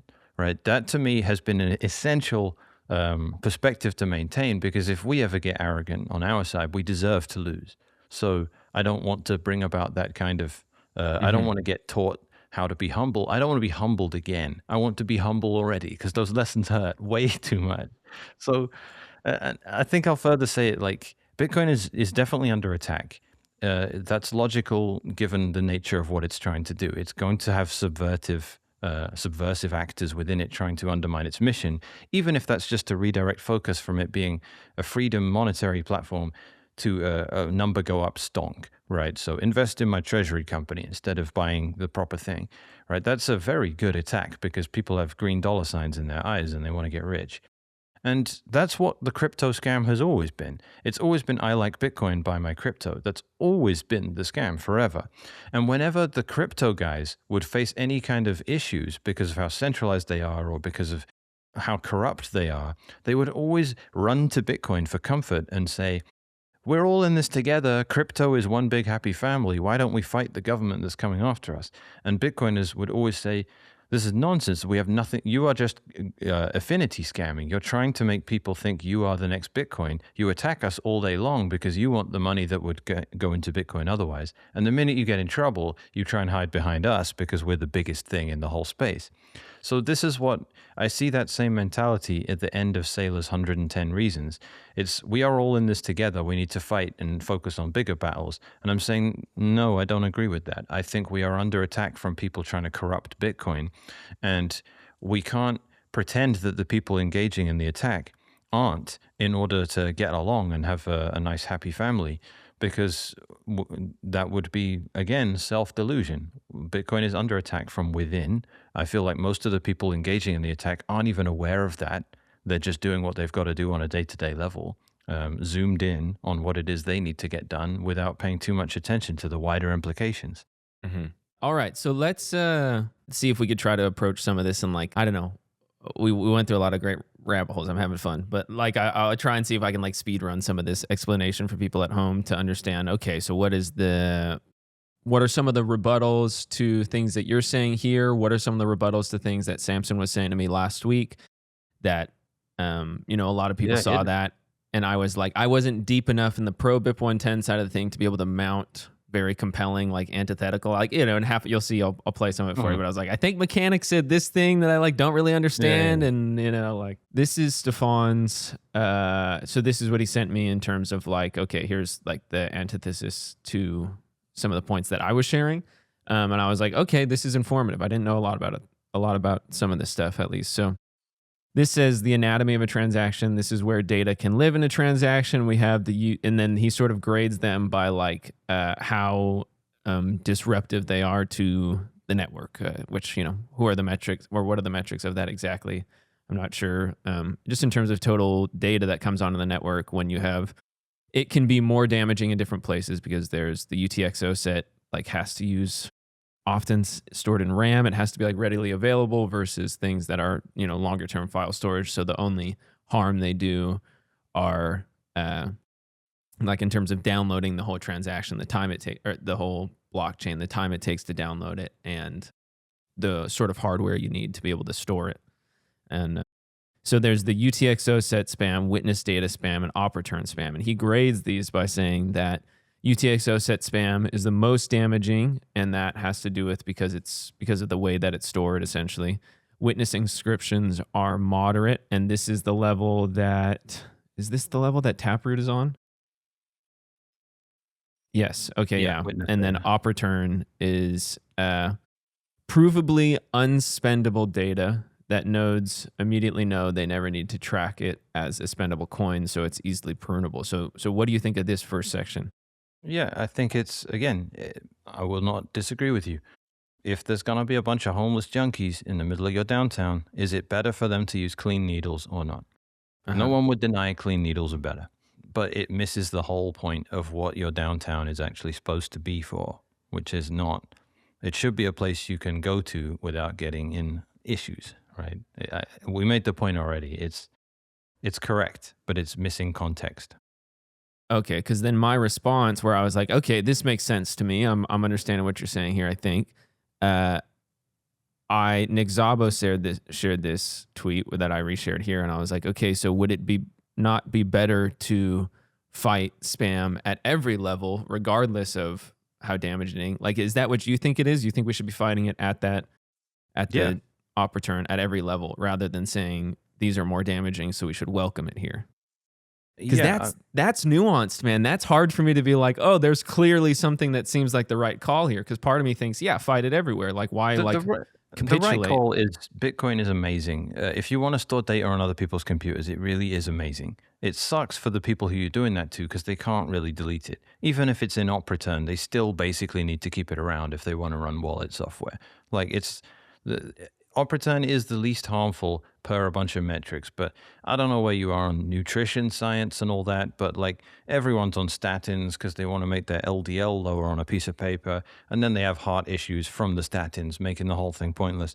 Like it's myopic focusing on a number. Like it is every fake pub key that is an op return instead is technically better, but you always have to ignore the context. And for me, the title of his piece, Spam on Bitcoin, Why We Can Never Stop It, for me, that's characterized that as saying we can't have freedom because that would require eternal vigilance. It's flipping an adage upside down in a way to uninspire people, and it serves as a call to inaction. You're going to fight spam on Bitcoin forever, and when we give up, then it will suck and it will be centralized. That's it. I'm not saying we can win. I'm saying I have no choice but to fight it. So it's a misframing of the whole thing. I know we can never stop spam on Bitcoin, but I know we've managed to keep it pretty optimized. And we'll never be forever free. It will be this eternal struggle, which I found that compelling, where I was like, okay, I think that you should be able to spin up a Bitcoin node, fall into a coma for 10 years, wake up and be like, my node's fine, everything's fine.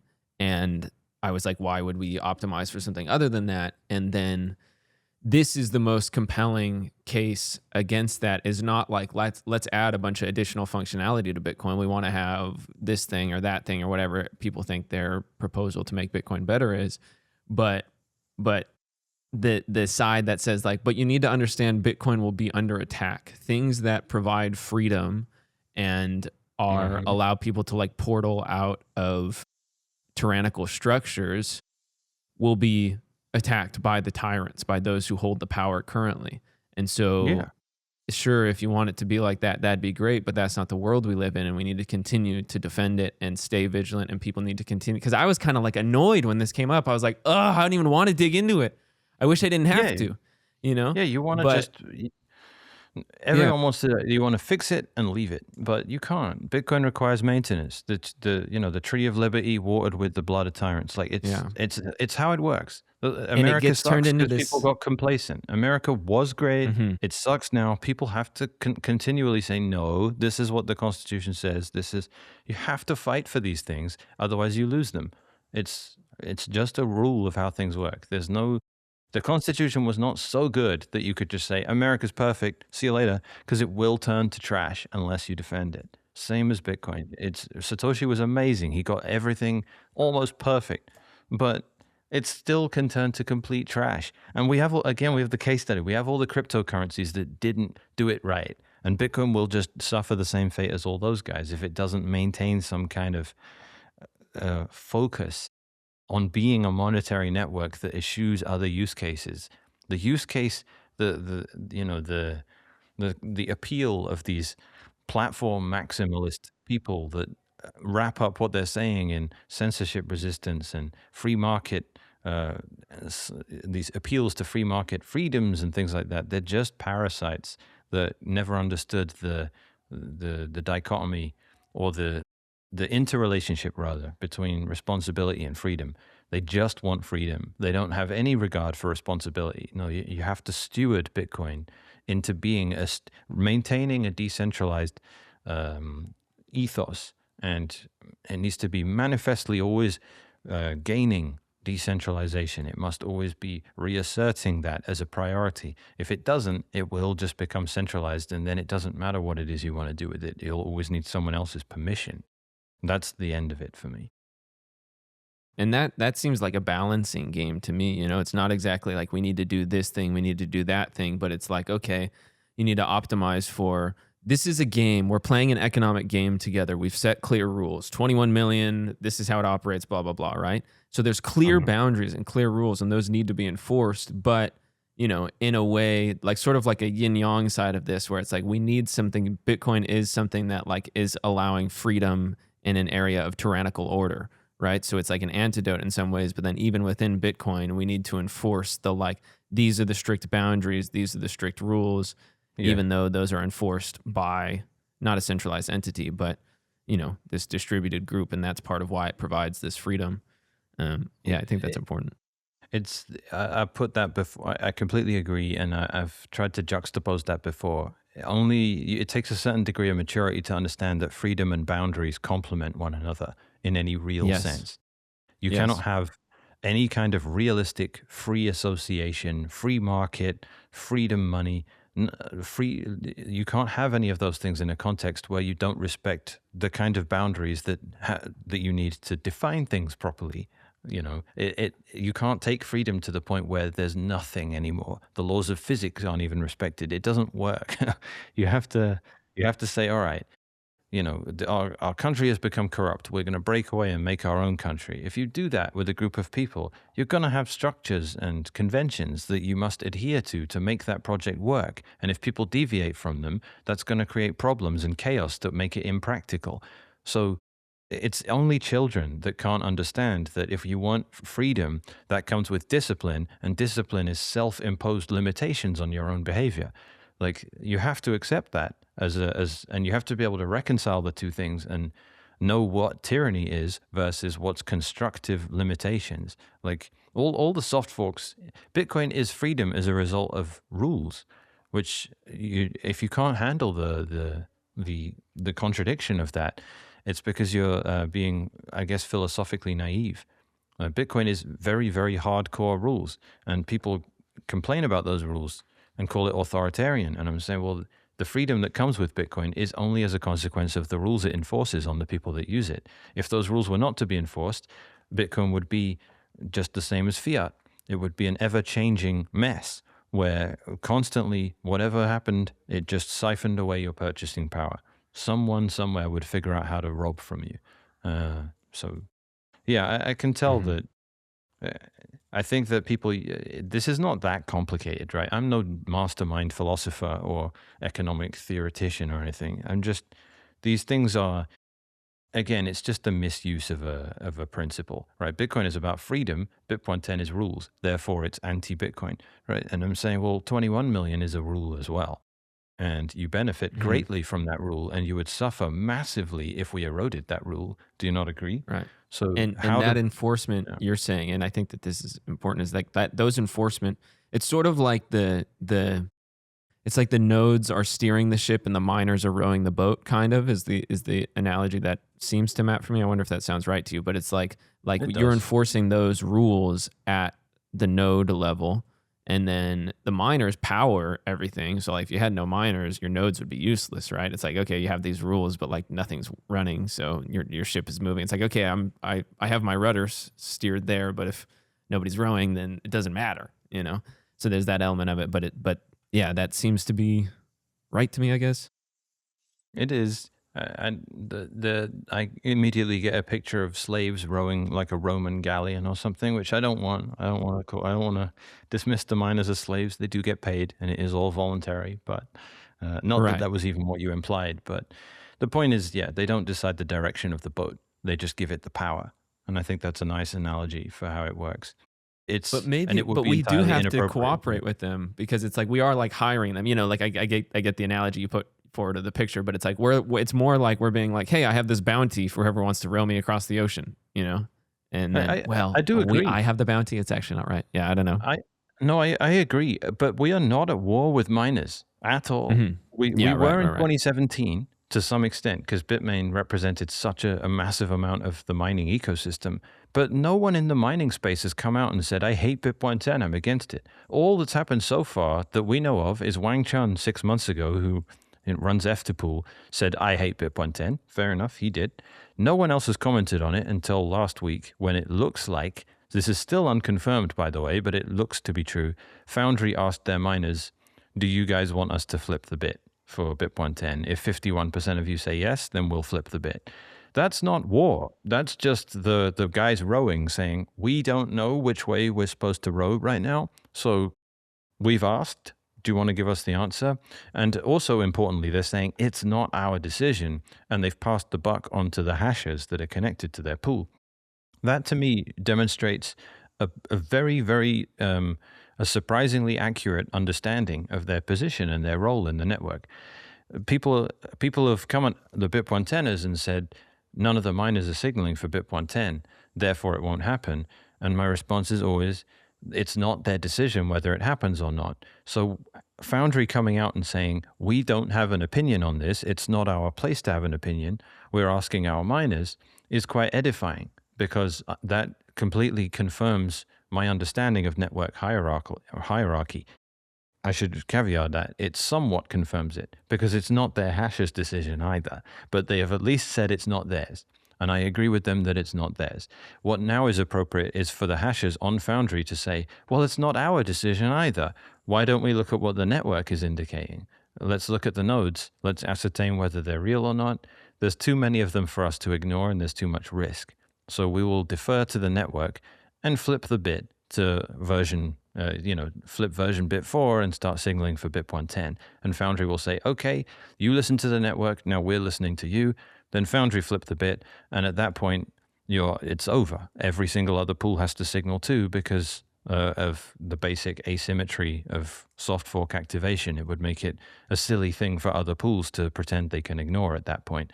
And they've already stopped pretending they can ignore it, even at 0% or 1% signaling. Now that Foundry, with their 25-30%, have acknowledged it and demonstrated a willingness to flip the bit, if they are pushed to do so by their miners, who should be pushed to do so by the network, that should begin the cascade. And at that point, no one has any complaining left to do. There was never a credible opposition.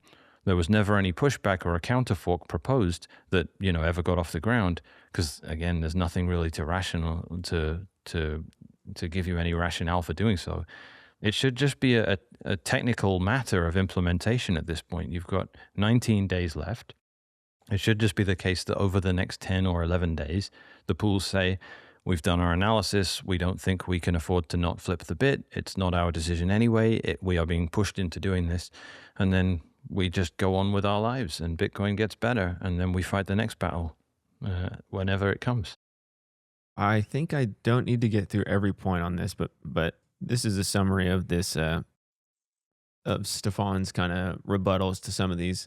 I think we probably won't get to this too, but this is just something Matt sent me, Matt Crowder, when we were talking last week about if you want to go through, do a BIP-110 code walkthrough. So these are, this is a good place if you want some of the anti takes, you can find them here. If you want some of the pro takes, you can find them here. This walks through exactly what, let's actually just go over the summary at the end of this. I'd love to hear, there's 7 things. This is the 7 rules, 1 enforcement flag. I wonder if you could walk me through these step by step and give me or one by one, and just give me what it's doing and why it's doing it. Here's what it does. Rule number 1, it limits new output scripts. New script pub keys above 34 bytes are invalid, except op return outputs, which will be 83 bytes, right? So a script pub key is just an output. No outputs can be bigger than 34 bytes, right? So this limits a lot of the fake pub key stuff. They can still exist. They will just be smaller. That one should be pretty self-explanatory. It reduces large data pushes. Push data payloads and witness argument items are capped at 256 bytes with a narrow P2SH redeem script exception. That one's... I don't know exactly how to explain that. My understanding of it is, I don't know, is too poor for that. I'll come back to it at the end if it's not sort of covered in combination with other things, if that's all right. Okay. One question about the first one is like, what does that stop exactly? Well, fake pub keys can be a lot bigger than 34 bytes, if I understand correctly. And yeah, I think that just makes it so that fake There's pub just keys hard can't be caps super. on limits in sections of the code, essentially. Well, not the code. This Or is literally outputs. So hard outputs caps are on. outputs are literally Bitcoin addresses, right? And they can a fake pub key is something that looks like an address that you paid, but it isn't actually a Bitcoin address. So you have that famous one Bitcoin Ether address, don't send. You can create a transaction that sends Bitcoin to that. They'll never be spendable because it's not a real pub key. It doesn't have a private key that allows you to spend from that address. So But that's you a could fake burn out. stuff there. Yeah, this is the juxtaposition with op return, because op return says I'm not a real output, whereas a fake pub key, your computer Yes. thinks it is a real output, so it has And to so you store it. got to in the keep track of it because there's Bitcoin there. Okay, Yeah. yep. So rule 1 is preventing fake pub keys being above a certain size, I believe. Rule 3, spend only defined witness versions. Yeah, you can store arbitrary data inside various witness versions. If you like, that's not possible because we have a whole bunch of witness versions you can put in when you're constructing a transaction that tells your node what type of witness version the transaction is. And what BIP-110 does is it says, well, there are only a couple of those known. You've got Taproot, and all the other kinds that we've left, placeholders for are now all invalid, right? At the moment, inside Bitcoin Core, they're all treated as non-standard. So there is a spam filter there that prevents transactions being relayed that use undefined witness versions. But BIP-110 will make it so, again, that becomes consensus invalid rather than just non-standard. So that one, I don't think there's a lot. It goes from saying that's a non-standard transaction where people are discouraged from relaying it and it's more difficult to get into the block to saying this will not get onto the blockchain. Exactly. Block. Again, yeah, just a thing that's already. Are there any risks out. of that you can see clearly? No, nothing exists that uses those witness versions, right? You only have a couple of witness types that are defined within people using SegWit or Taproot. There's only a couple of. It's something like 8 zeros. And if the last 0 is a 1, that means it's a SegWit transaction. And if the second to last 0 is a 1, then that means it's a Taproot transaction. I'm probably like grossly simplifying it here, but the point you're is, going to have to do that for me, so I appreciate it. Yeah, if you were to make that like that field of 8 zeros be like, 1 1 1 1 1 or something like that, that's an unknown use of witness. So what nodes do by now is if they see a transaction that does that, they treat it as non-standard and they don't relay it because there's an unknown use of SegWit. That's it's a placeholder. Like if we come up with a bunch of new upgrades to Bitcoin, they will use the new version. They will use the new defined witness versions. They will become defined in the process, and then those transactions will indicate what kind of witness version they are using inside the transaction itself. Like, do you use Sparrow Wallet or anything like that? Have you ever seen like a raw transaction? Right. So at the beginning of it, it looks like 0200000.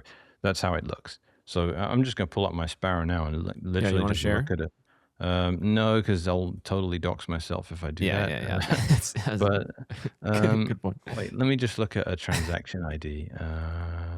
View transaction. Yeah, so at the beginning of it, you've just got Sparrow's great because if you make a transaction, it shows you the details at the bottom, and it starts with, if it's SegWit, it's going to start with 020000000, and that's telling you what kind of transaction it is.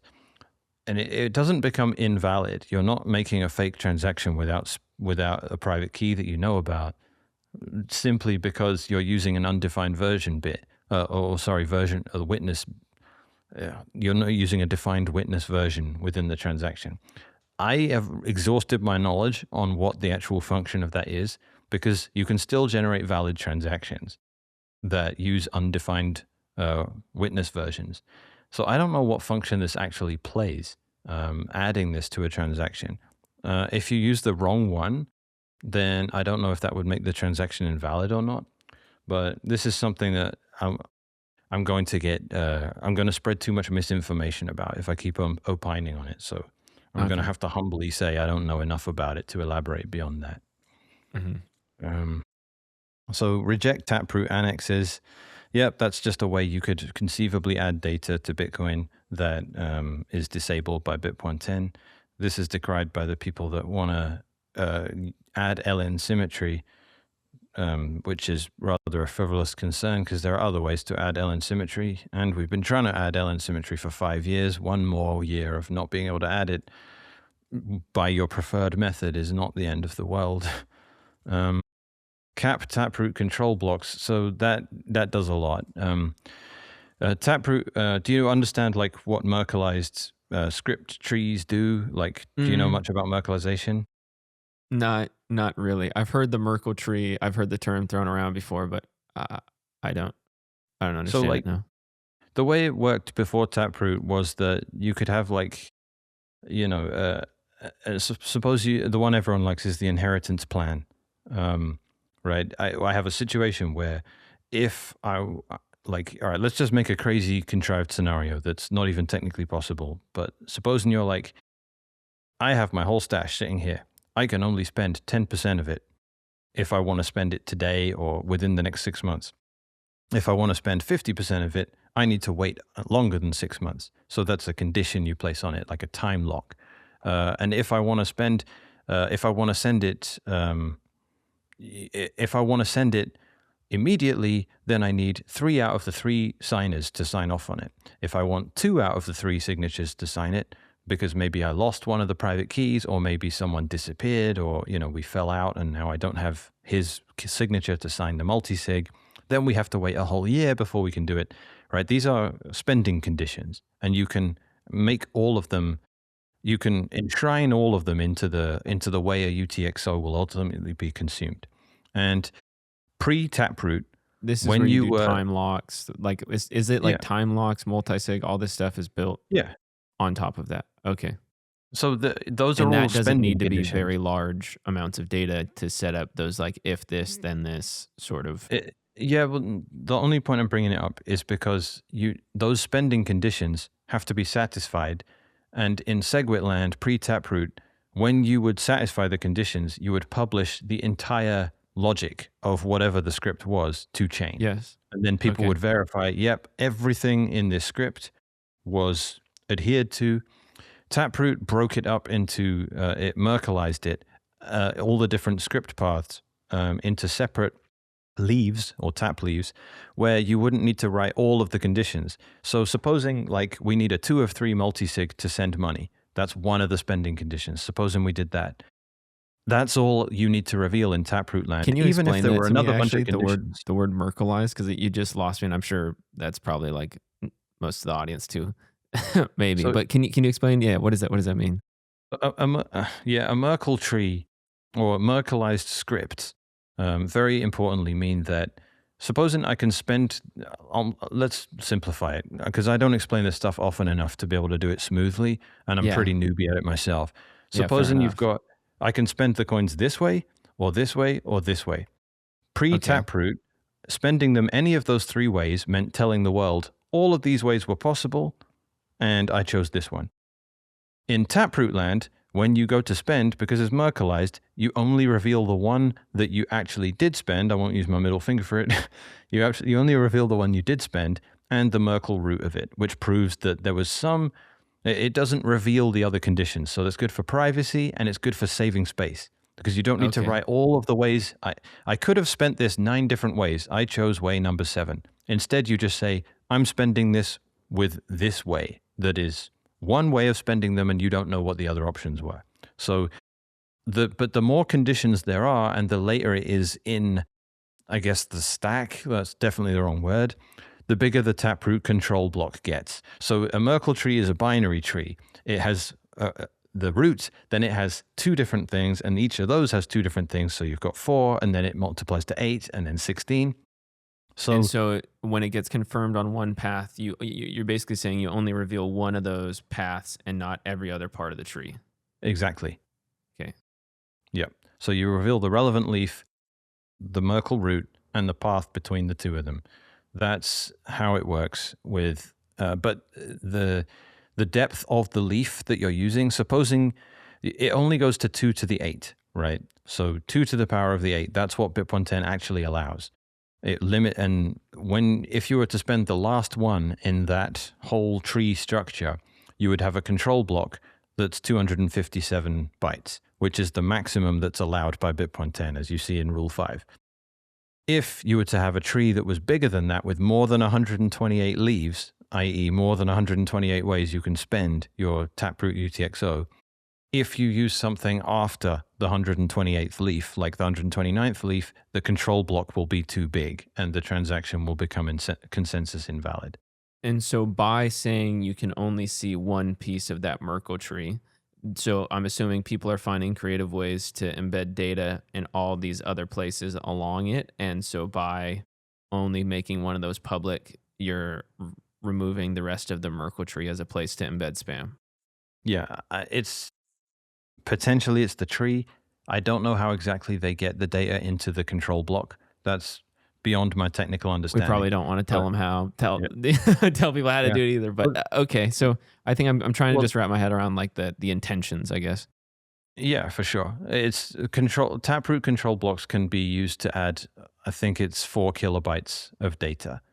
So limiting their size means that you can't just generically add arbitrary data in that way anymore, because they can only be 257 bytes max, even if you figure out some way to hack in 4 kilobytes of data using fake, because what's going in these tap leaves isn't necessarily real script code. That's what the inscriptions hack is. They have one tap leaf that just says, if 0 equals 1, and then a picture. They just stuff a JPEG after that. It's not script, because obviously your computer sees if 0 equals 1 and then ignores everything after that because 0 doesn't equal 1. So it's not real executable code. And that's 4,000 kilobytes that would fit in there versus now you're saying 4 kilobytes. 250. Or sorry, 4 kilobytes, 4,000 bytes, which is 400,000 or 4,000. Yeah, 4,000 bytes, 4 kilobytes. Okay, I'm just trying to get that. A whole block is only a million bytes, right? Or, 4 million if you're going with the weight. Okay. Yeah. Okay. So cool. Yeah, keep in mind, a lot of this gets on the edge of my knowledge too. Yeah. So I'm happy to go on to it. Who is it not on the edge of their knowledge? Is it Luke? Is like the primary person who could be like? Yeah, Luke came up with these parameters for sure. Yeah. So Luke it was a mailing list discussion that was off the end of Portland HODL trying to figure out a way to stop poison block attacks, which BIP-110 does stop the poison block attack as well. So that's another motivation for it. That's actually why some people support it. It's a very, very small minority of BIP-110 supporters have that as their reason, but it is there. And that is, funnily enough, how this whole thing came around. So yeah, the poison block attack is thwarted by miners not being able to make arbitrarily large amounts of stuff that gets disguised as engine code that grinds a node to a halt where it takes a whole hour to figure out whether a block is valid or not. That's preventing that attack is thematically, I guess, very similar to what you're trying to do with BIP-110. They overlap a lot, though they're not quite the same thing. So it caps the control block size. It disables op success. So op success is a thing. If that shows up anywhere in a Taproot spend, it means that you don't need a private key to have a valid transaction. It's anyone can spend. This is an upgrade hook. It's a way of putting a placeholder opcode somewhere inside Bitcoin's script that allows future upgrades that will place a condition there. So this is why you remember when Craig Wright said that SegWit transactions are insecure, or SegWit addresses are insecure because anyone can spend your money if you send it to a SegWit address. Do you remember when he said that? I don't, but I'm understanding what you're saying. Yeah.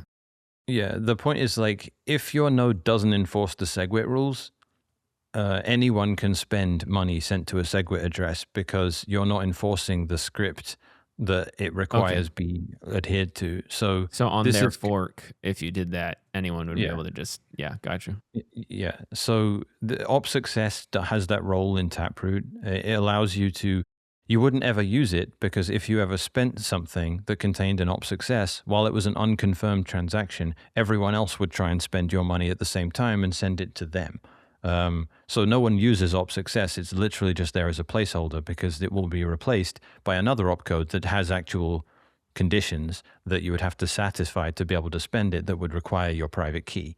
So that being the case, it's just an upgrade hook. So this is why when people complain and say, we wanted covenants and now we're not going to be able to add covenants because of BIP-110 because they disabled our upgrade hooks, that's what they're referring to. But there isn't a new opcode that's about to be added to Bitcoin in the next 13 months. That's not a thing. And if it were to be a thing, it would be CTV, which actually isn't affected by that because CTV was written before Taproot. It doesn't use that upgrade hook. So you could do CTV in the next 13 months if by some miracle it became a thing. So that's like Vortex and Reardon and a few others have talked about, have lamented the fact that we can't add a covenant into Bitcoin while BIP-110 is active for the next year. As I say, it's a very overblown concern because you can still activate CTV and you will be able to activate any soft fork after September 2027 if you really want to. There's two questions I had. One is, so you're saying upgrade hooks. You're saying these are places where you sort of leave code in a position to where it gives you future optionality. And there's a way to like permanently close those upgrade hooks, essentially? Permanently close? Is that the right? Once you use them for something, there are conditions that didn't exist before, so they stop being anyone can spend, and they are checked for validity when someone would consume whatever replaces op success. If it was to be something like, check sig from stack or some other upgrade, the nodes that enforce that new rule that have upgraded, rather like some nodes aren't going to upgrade to BIP-110, right? Which means they'll totally accept blocks that violate these rules you're seeing here. But that just means they're not running a fully validating node anymore. That would be the same. Like you can run a node, like you can run Bitcoin version 0.9 if you want. You can not enforce the SegWit rules if you want. It means that you're not running a full node. That's all. So if people come along and they start trying to steal SegWit funds by spending without having the valid private key, they can do it, and your node would accept any block that contained it, but it would probably never happen because Sorry, go ahead. Would your node then be like out of consensus or? It would, but the reason it wouldn't happen is because, well, you're not enforcing the consensus rules, so people can fork you off the network if they want, but not really, because you also accept the SegWit valid transactions, the chain that only has SegWit valid transactions, and that's longer than yours. So in practice, if you don't bother enforcing the rules of Taproot or SegWit with your node, but the rest of the network is, you'll have a shorter the only chain you're going that's to know out of about. Consensus. Yeah, no one's going to bother making a chain where people are stealing SegWit or Taproot funds because it won't ever get longer than the one which everyone's enforcing. But it's kind of one of those things. If everyone had that attitude, then there would be chaos. So it's a good thing that you can assume most people actually are running fully validating nodes. And when people are like, I run an ancient node, it doesn't enforce SegWit or Taproot, I'm like, yeah, that's silly. I'm never going to encourage you to do that because at some point it's that nice could to have create one for some. Okay. Yeah, just actually enforce the rules if you're going to run a node. Like, I don't see why you wouldn't. And then, rule 7. Then what's a covenant? A covenant I talked to Samson about it a bit, but I don't really understand it.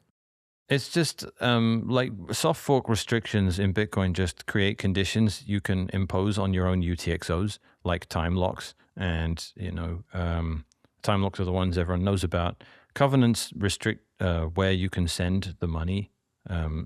And this is useful for vault style concepts. Like if someone holds a gun to your head and says, I want you to spend that UTXO, if you've encumbered the UTXO in a condition that means I can only send it to this address, and that address is one you control or one someone else controls, there's a Bitcoin will enforce that you cannot be coerced and placed under duress.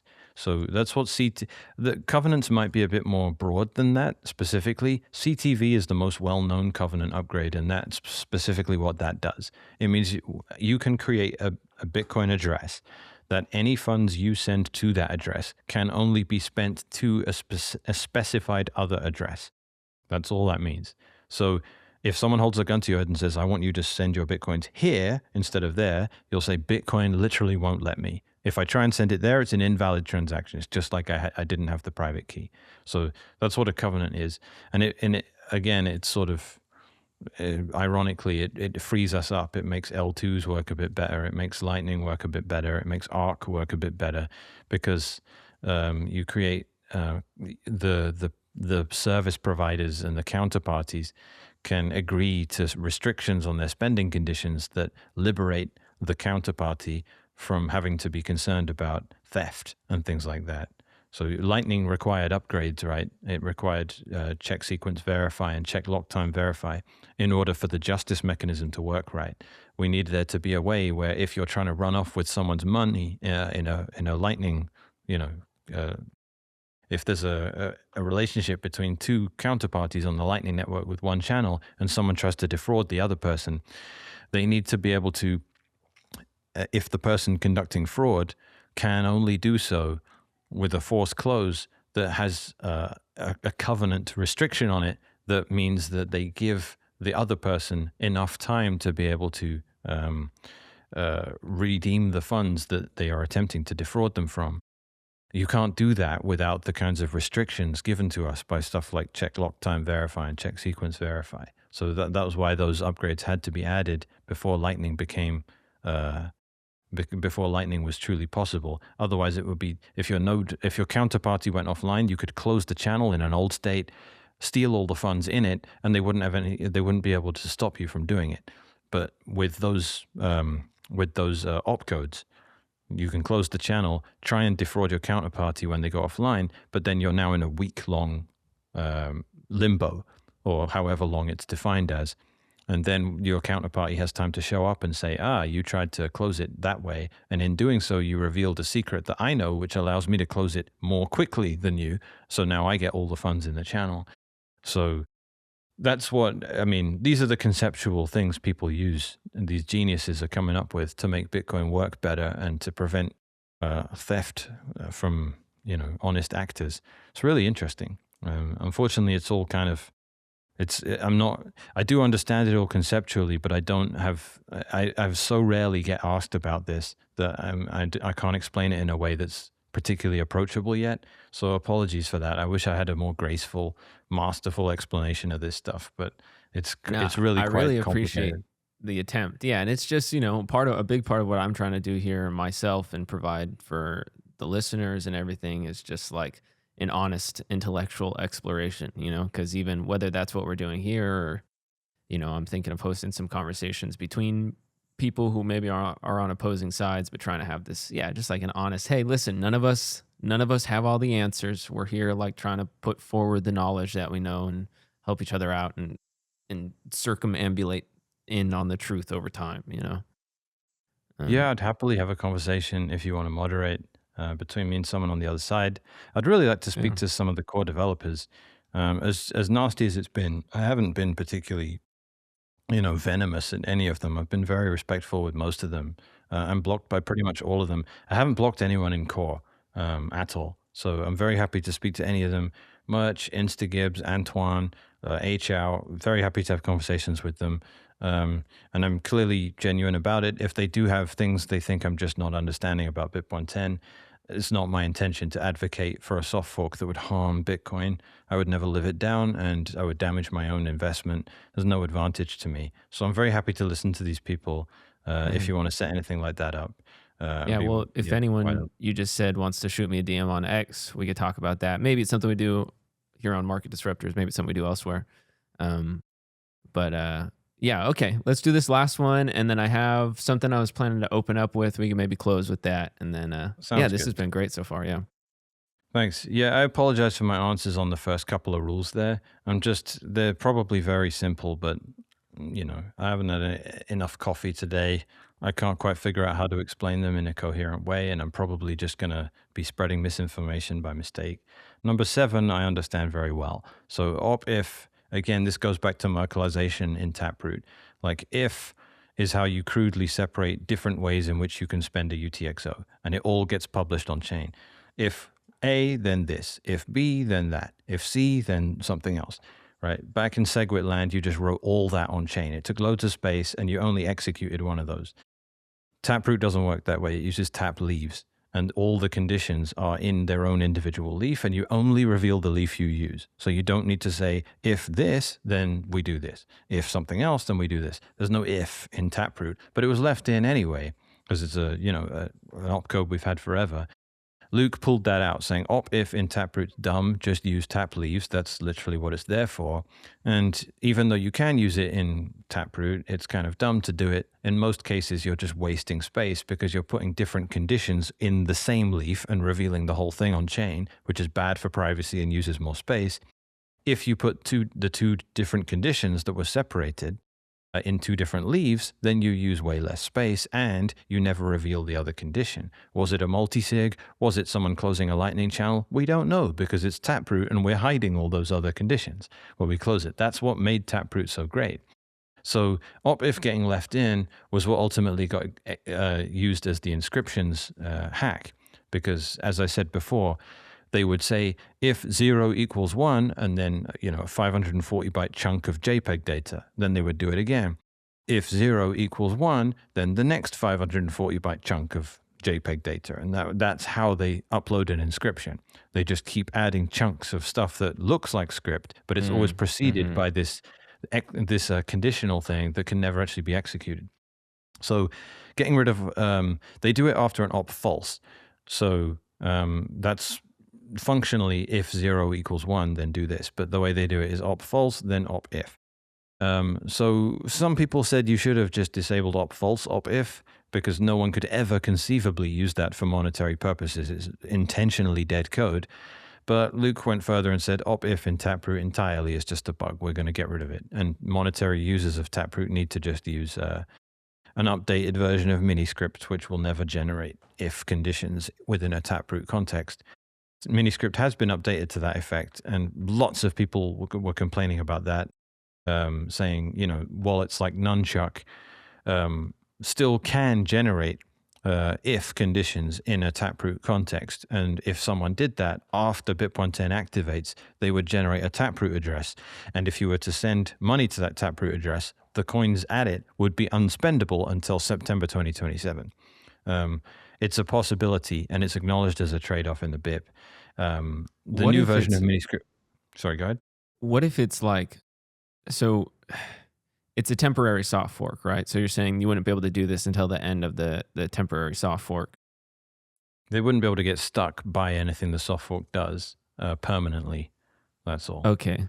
So because these are hidden conditions. When you generate a Taproot address, the spending conditions of it are unknown until you go to spend it. So like an inscription has 2 stages. You generate a Taproot address, send a tiny amount of money to it. Then there's the reveal where you spend from that Taproot address. Oh, surprise, turns out there's just loads of JPEG data in here pretending to be, spending stuff, because then it moves to the input side on the second transaction. So we can't, I don't even know why I'm bringing that up, because people can generate Taproot addresses all day that have unspendable conditions inside them that we won't find out about until they go to actually spend it. So BIP-110 just says don't generate addresses like that, because if you do, when you go to spend them, you won't be able to, unless you wait until September 2027, and then it will become available again. But I mean, this goes into absurd territory where the soft fork proponents have to anticipate every way in which a user might generate unusable addresses and try and prevent them as best they can. It's not a thing we can robustly prove. Every time we do a soft fork, we create a new rule in Bitcoin, and every time you do such a thing, it's always possible that a user doing stuff in the way they used to is now no longer able to spend their coins. You can use op success that way. At the moment, you can create op success if you want in your conditions and make stuff spendable that would become unspendable if we do another soft fork that uses op success in a restrictive way. which it almost definitely would. You know, so again, SegWit addresses, or I don't know, SegWit made things unspendable that were previously spendable, and it wasn't a concern. So BIP-110 is making things unspendable that were previously spendable, but it grandfathers everything in. So that's another point. Like, Yeah, so it's all backwards. Anything that was on the chain before is still going to be exactly as it was. It's rules that are from here moving forward when it's activated. Yeah, the entire UTXO set, as it will stand, the block prior to BIP-110 activating will be spendable, even if it breaks all of these rules. Yes, right. So then, in what? This is maybe my last BIP-110 question for you, maybe not, but it reduced data temporary soft fork, right? RDTS. So, in what world does this end in a chain split, and in what world does this end in, like, and how does this, like, could it be something that activates, is not rejected from the entire blockchain or from the entire network, and then not accepted, not rejected? I forget what I said. I'm starting to lose my sharpness here as well. But like, in what world does it end in a chain split, and in what world does it end in nothing happens? Basically, nothing ever happens. The world that ends. The world with, I'm pretty blunt as well myself at the moment. The world in which nothing happens is the one in which everyone goes along with it, with BIP-110. If one pool flips over the next 10 days, then the rest of them will do the same, and we can all go on like there wasn't any disruption at all. And I would expect the price to go up a fair amount, because I don't think anyone loves the uncertainty. Yes. The world in which there's a chain split requires some people either ignore or URSF against BIP-110. That's a given at this point, that they would have to do that to cause a chain split. The BIP-110 side has said, if you don't come along with us, there will definitely be a chain split. That's what they've done. To that end, the only people that can say, all right, we'll give you your chain split, are people that don't go along with them.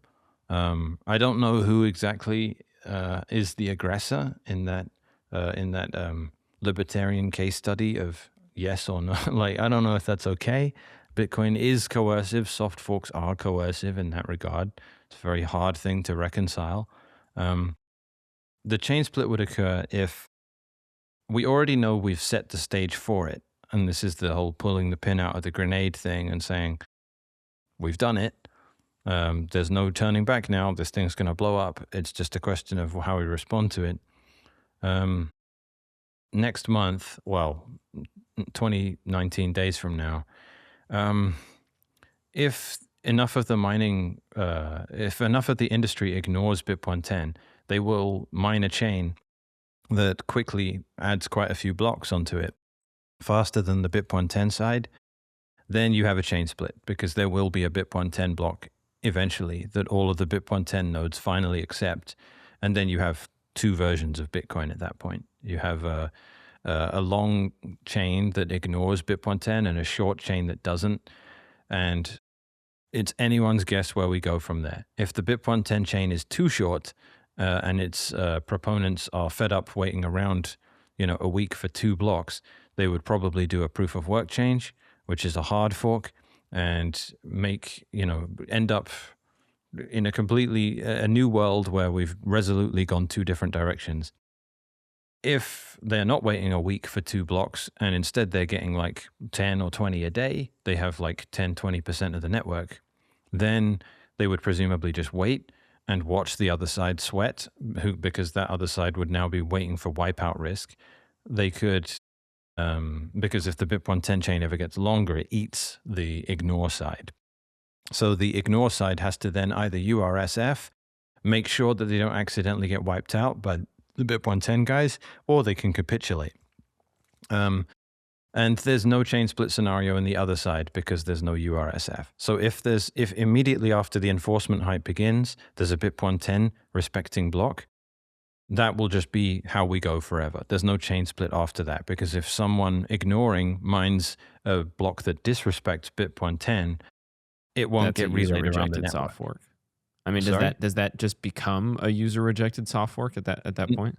No, it doesn't, because A URSF is intentional. It has to explicitly reject BIP-110 blocks, but no one's doing that. This is the asymmetry of it. This is why, and I would like to touch on this, if there was a hostile soft fork doing what the BIP-110ers are doing right now, I would say we are actively, upon the enforcement height of what you're doing beginning, we are going to deliberately discard your signaling block because we don't want it. So BIP-110 blocks signal on version bit 4. What you would do if you wanted to URSF it would be on that first height where that was required by the BIP-110 nodes is you would require a 0 there instead of a 1. So the URSF nodes would say, we are requiring you not to signal for BIP-110 on the exact block height that the BIP-110 nodes are requiring that you do signal for it. So that is how you go in two directions at once without either wiping each other out. You have a fork and you have a counter fork.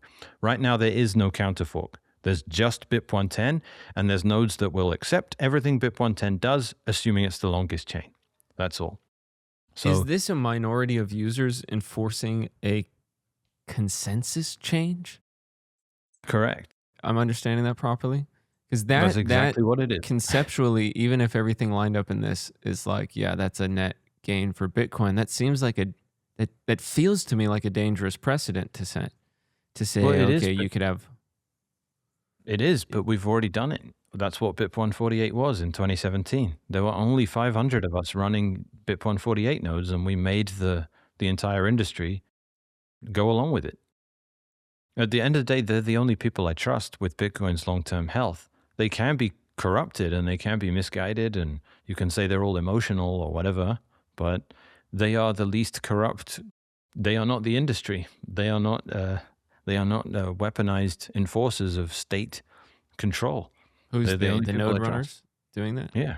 Okay. Yeah, the people running BIP-110 nodes are not doing so under duress. They're not doing so because they have a lawyer telling them they need to do it. They're just doing it because they think it's better for Bitcoin. And there's no way to find out who they are and tell them they got to stop and hold a gun to their head because there's too many of them and they're too anonymous to figure out. And that's why that is Bitcoin's defense layer. It is the immune system. So the precedent argument, again, like I'm telling you, it represents a Faustian bargain where this becomes a mechanism that gets abused with a horrible soft fork in the future, then I promise I will URSF against it. I won't just say it sucks on Twitter because that's not a serious retort. I'm not going to write a blog post about how BIP-110 or whatever this new BIP is terrible and it doesn't do what it's supposed to do. I'm actually going to resist it at the protocol level because it's harmful. Like why Stefan Lavara and Jameson Lopp and Adam Back and these people, if BIP-110 is a negative change to Bitcoin, they need to, at the protocol level, resist it. And there is no risk to them doing that if they believe it will fail anyway. If you require that the first block after enforcement height does not signal for BIP-110, if you require that on your node and you're confident that we're going to lose anyway, there is no risk to you doing that. Just run the URSF. The problem is that they do not have anything defensible about it because these 7 rules are not bad rules. They're good things to bring into Bitcoin. And there are edge cases where they could be a bit annoying, and that's why they are temporary. But at the end of the day, the protocol, Bitcoin itself just does not have a way of gauging sentiment from social media. And it cannot be intimidated into going along with popular opinion. It only cares about what's enforced at the protocol level. And 99% of Bitcoiners they are not doing anything that the protocol can take into account. The protocol can only look at what the nodes are doing and operate from that regard. And if you have 20% of users saying we are enforcing a new rule, the miners have to respect that. And you can tell a mining pool, BIP-110 sucks, you shouldn't support this thing, you shouldn't flip the bit. And they'll say, yeah, but at the end of the day, that's not going to save my blocks. My blocks are going to get wiped out if I try and ignore it like you're telling me to do. I have to respect it. So again, that's the asymmetry of it. And to really hammer the point home, if it's considered coercive or improper, an idea doesn't become correct just because everyone supports it. And BIP-110 being a minority is, again, not the first time. BIP-148, even though it pushed through SegWit, which did have majority support, even if it wasn't consensus, it was definitely a majority. BIP-148 itself didn't. And BIP-148 had less users than BIP-110 has. it had a smaller percentage the day before it activated than BIP-110 does now, 20 And days at that before it point in activates. time, the day before it activates, all the miners just flipped the bit. That's what happened. Yep. Hmm. And we were going to lose, lose, and then we won at the last minute. That's exactly what I Yeah. expect to happen here. But what's Yeah. annoying is they rewrite it and say, well, it won because you had consensus. Everyone flipped the bit. Like, that's not how it went down, man. Like, and Yeah, I mean, that's what they're doing with. That's what they'll probably do with BIP-110 as well. Is if the miners all flip the bit at the last minute, they'll say, well, yeah, BIP-110 succeeded because it had consensus. Like, I'm like, well, it didn't for a long time, and then last minute we bullied the miners into doing it, and they did it. I'm not sure that counts as consensus, really, but write the history books however you want. That's interesting. Yeah, I mean, I think this is a good point to say that, like, I don't know. It seems to me that like a lot of the people digging into this don't have a complete understanding. I mean, nobody has a complete understanding of any of it. That's why I we gotta guess, stay you know. humble, man. We gotta Yeah, stay right. humble. But it also does seem to me that Bitcoin is going to be all right no matter how this shakes out. All right. I mean, Bitcoin will continue. Bitcoin will endure, I think. I think that perhaps I know that there are core developers that look at some of this stuff and go, well, I don't support BIP-110, but there's good ideas in there. You know, like there's stuff that I do want to adopt. I don't like the way that it's been pushed in like a narrative social media sense or some of the activation mechanics or whatever, but they're like, there's stuff in there that I think is good and stuff in there that I think is bad. And so I don't know, like I could see, I don't know, is there, before we go to this last thing I want to close with Samson, is there any like middle path you see from here? Is there any way where could be this like reconnection, realignment of some of these things? If we I do don't see a see anything failure, like. I yeah. don't see it. I'm open to it. If someone comes along with an Okay. olive branch, I will totally consider it. I don't have any power though. I'm very aware of people put me on more of a pedestal than I'm actually on. If I came out tomorrow and said BIP-110 sucks, everyone would laugh and dismiss me. I don't think I have anything like the influence that people think I do. So if something came out that was compellingly better, I would be able to convey that to everyone, hopefully, and say, all right, guys, I know we all love BIP-110, but there's actually something that's better than that, and we should probably migrate to that. It would have to be real, like it would have to be actually defensible. And so far, all I see is, it seems to be more like they're spending the time rather than extending olive branches, but finding sort of frivolous concerns about it. Like there's been 2 bugs in BIP-110 over the weekend, neither of which are actually, they're pretty laughable. One of them is a pedantry around a description with P2A that's like the BIP is incongruent with its own rationale or something, and I don't even get it, but it seems ridiculous.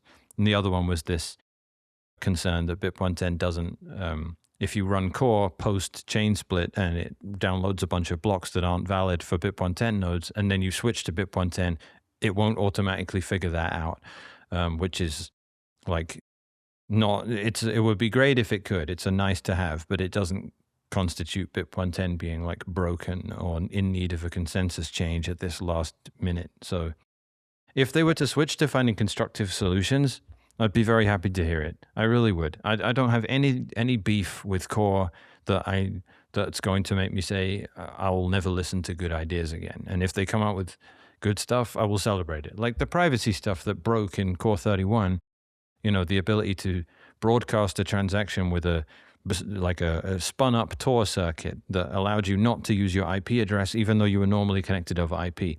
I love stuff like that and I support it, and it sucked that there was a bug in it. I didn't bash them over the bug. I'm happy that they're doing the good work they're doing. I don't feel the need to like be gratuitous and insult them all day. I'm wide open. But for the time being, BIP-110 is the only game in town. They are not contributing to anything it does. They are just constantly throwing low effort FUD at it. And that makes me, I guess, sad, I will say. Yeah. Very sad. Yeah, I mean, I'm glad to hear that. I feel like maybe I'll spend some time walking around looking for some olive branches among the other party. But I'm wide open, man. If people want to heal, I'm up for it. Let's go. Yeah.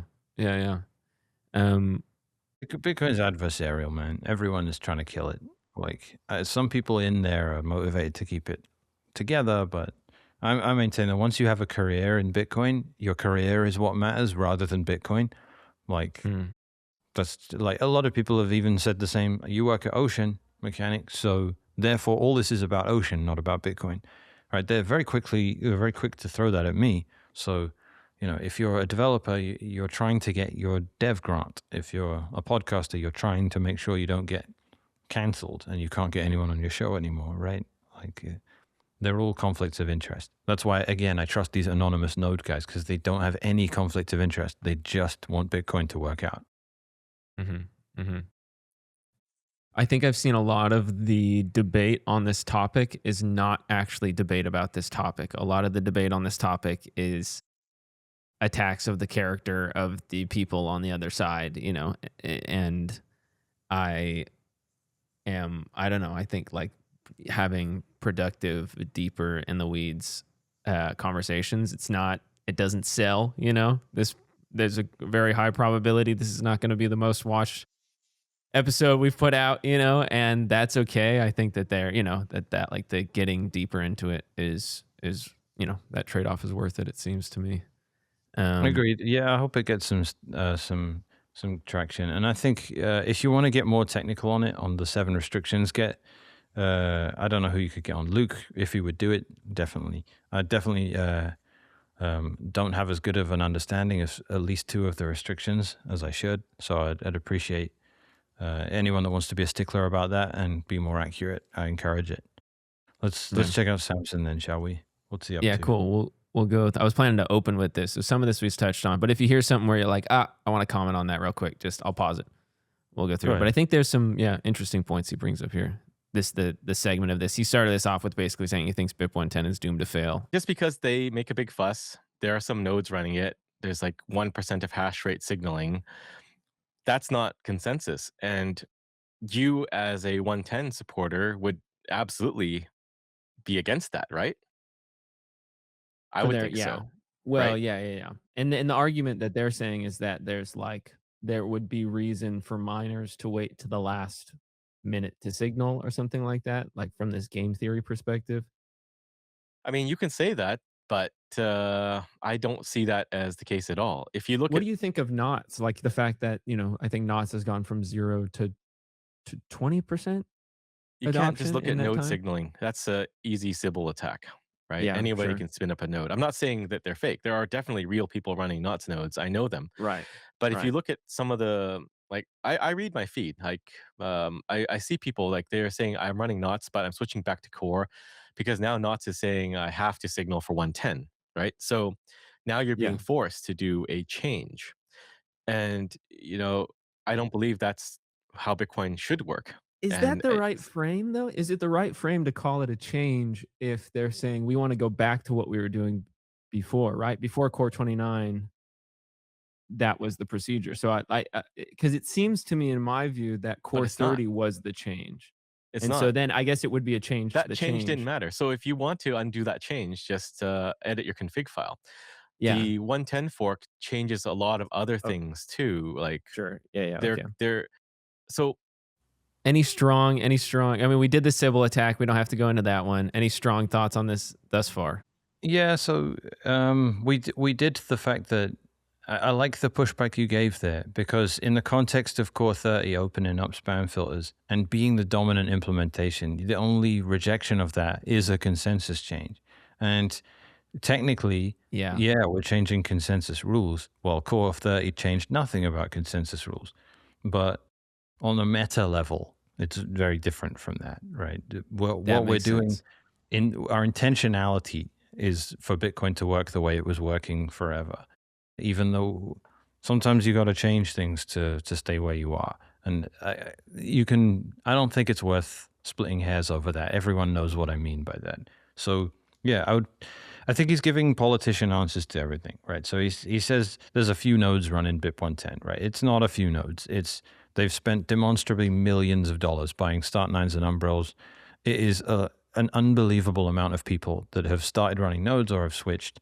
It's staggering to me, and it's it really does fill me with confidence for Bitcoin's future. It's not an imaginary thing. I don't think there's any need to downplay that. I think anyone on the side against BIP-110 should be more honest about it and say, this thing has a good chance of success, and it's probably going to happen because there's no active opposition to it. That's the truth of the matter. And I don't know what advantage there is talking disparagingly of it at this point, given the level of support it has. You either have to be delusional and think that that's a negligible amount when it isn't, or you have to think a lot of it's fake. And he implies that they're fake, and then you say that they're not, and then he says, no, I'm not saying that they're fake. So it's kind of like he's dancing around trying to make it seem like it doesn't have the kind of grassroots momentum it does, without trying to make a claim as to why it would be. So I think it's an attempt to be dismissive of something that you called out, that he says, all right, I'm not being dismissive of it. He's trying things that aren't working, I would say. And then he says also very quickly that it doesn't have consensus. Samson sold UASF hats for BIP-148. BIP-148 did not have consensus either. This is the politician's usage of the word consensus. Consensus is the soft fork I agree with, and lack of consensus is the soft fork I don't agree with. That is how people use the word now. I wish it wasn't true. I think perhaps like if, I like Samson. I think he's generally making attempts to be like intellectually coherent and honest. And perhaps if you're using that, and I don't know everybody all that deeply, of course, but it seems to me that if he's using that line of thought to determine consensus, then if BIP-110, if everybody flips the bit right before like they did with 148, then it would say, well, then there it was. They got consensus right there. Yeah, and if that happens, he also agreed, as we've gone over already, but he also says it's unlikely that they will flip the bit towards the end. I still think it's pretty likely. I don't know why the miners would want to blow everything up unless there really was a coercive force telling them they can't activate this thing. It does seem fairly likely. I mean, I've heard people explain the other side, but it does seem relatively likely. I'd put it more in like the 50-50 range from what I can, just from the vibes I'm feeling, and not like, oh, we got 1% of signaling, so there's like a 1% chance or something. Yeah, the 1% signaling's irrelevant. Yeah. I came up with this yesterday on the podcast. This is hilarious. We need to make a client that lets miners signal in favor of the next halving, and none of them will run it. And everyone will start saying, is the next halving going to happen? Like, what if the miners ignore the next halving? And we're going to say, yeah, they're not signaling for it, but that has no bearing on whether or not they actually go along with it. The miners respect halvings, and they have no reason to, apparently, and if the they nodes control the enforce network. that, right? The nodes enforce yeah, right. Yeah. Yeah. That makes sense. They're not telling you that they're stoked about getting a 50% pay cut in 2 years. None of them are telling you that, but they're going to go along with it. So when we give them the option of early signaling for BIP-110, none of them take it at all. Fair enough, but it doesn't tell us anything about whether or not they're actually going to acquiesce to it at the last minute. So, and I really want to drive that home with, like, ask them if they support the next halving. Every single one of them won't give you a response. Because there's no point. It's not up to them. You're asking people to make decisions who are not decision makers. So they're just going to leave your message on red. That's it. That's what they did with BIP-110.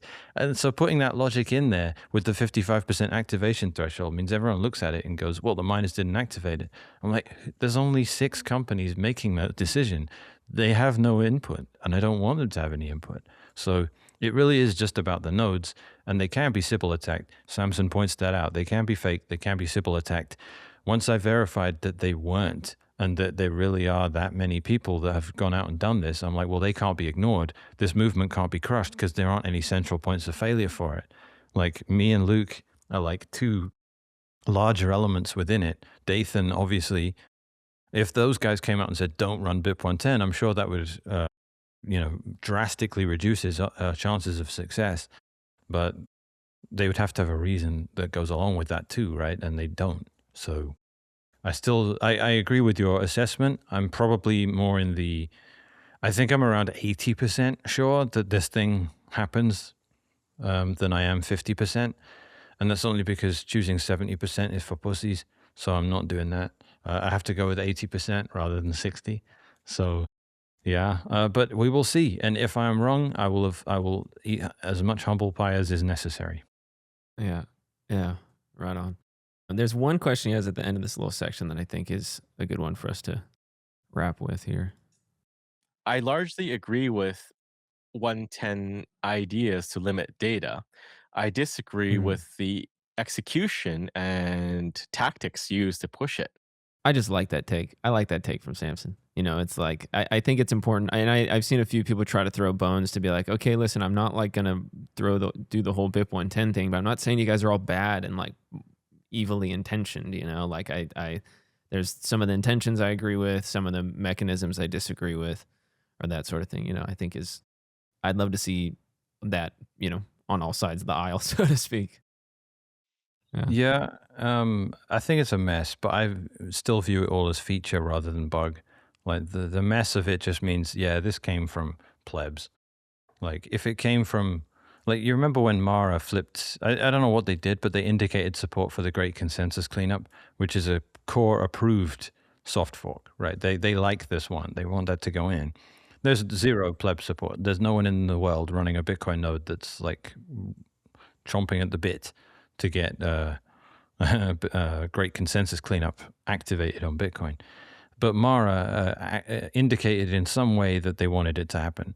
And Merch came out and was like, this is how you establish consensus. This is the right way to do a soft fork.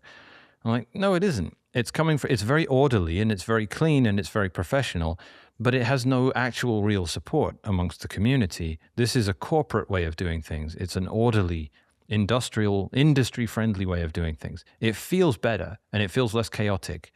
I understand that, but it's way less organic. I'm actually totally fine with the chaos of BIP-110. It's horrible and stressful, but it's real. And I find that that is what gives me the comfort that Bitcoin is still run by people that have limited amounts of control over anyone else. That to me is where I draw my comfort from. It is decentralization.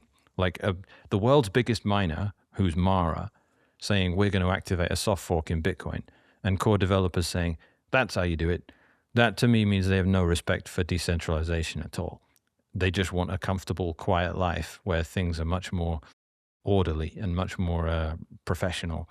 I'm sorry, you can't have that if you want to have an immune system. You need something that freaks out and acts like a complete nut job, and you get some sports injury and your leg swells up to the size of a balloon. It's like, yeah, this is dumb, but that's an immune system. That's how it works. Like, you try not having Cyber one. Hornets, some would say. The cyber hornets, exactly. Yeah. Like, Yeah. we are here, we are nuts. Do not mess with us. Like, it's even if you think BIP-110 is like an overreaction, I'm like, let the cyber hornets do what the cyber hornets want to do. All right, don't fight the cyber hornets. What are you really gonna fight guys like us? No way. It's dumb. Like if it's a really bad idea, I'm not gonna be out here championing it. I'll be like, all right, guys, we need to not do this. It's a cure worse than a disease, whatever they want to say. I promise you, I have no interest in making Bitcoin worse, right? Yeah. Yeah. Yeah. And I believe that. Yeah. I like that. I've seen Samson and Lynn say, like, I don't, whether or not I support your thing, I like support your right to run whatever you want to run, sort of thing, which I think it's like, to me, Samson was like, I think people should run whatever software they want to run, and like things are going to fall where they fall, and we'll probably all be fine. I was like, yeah.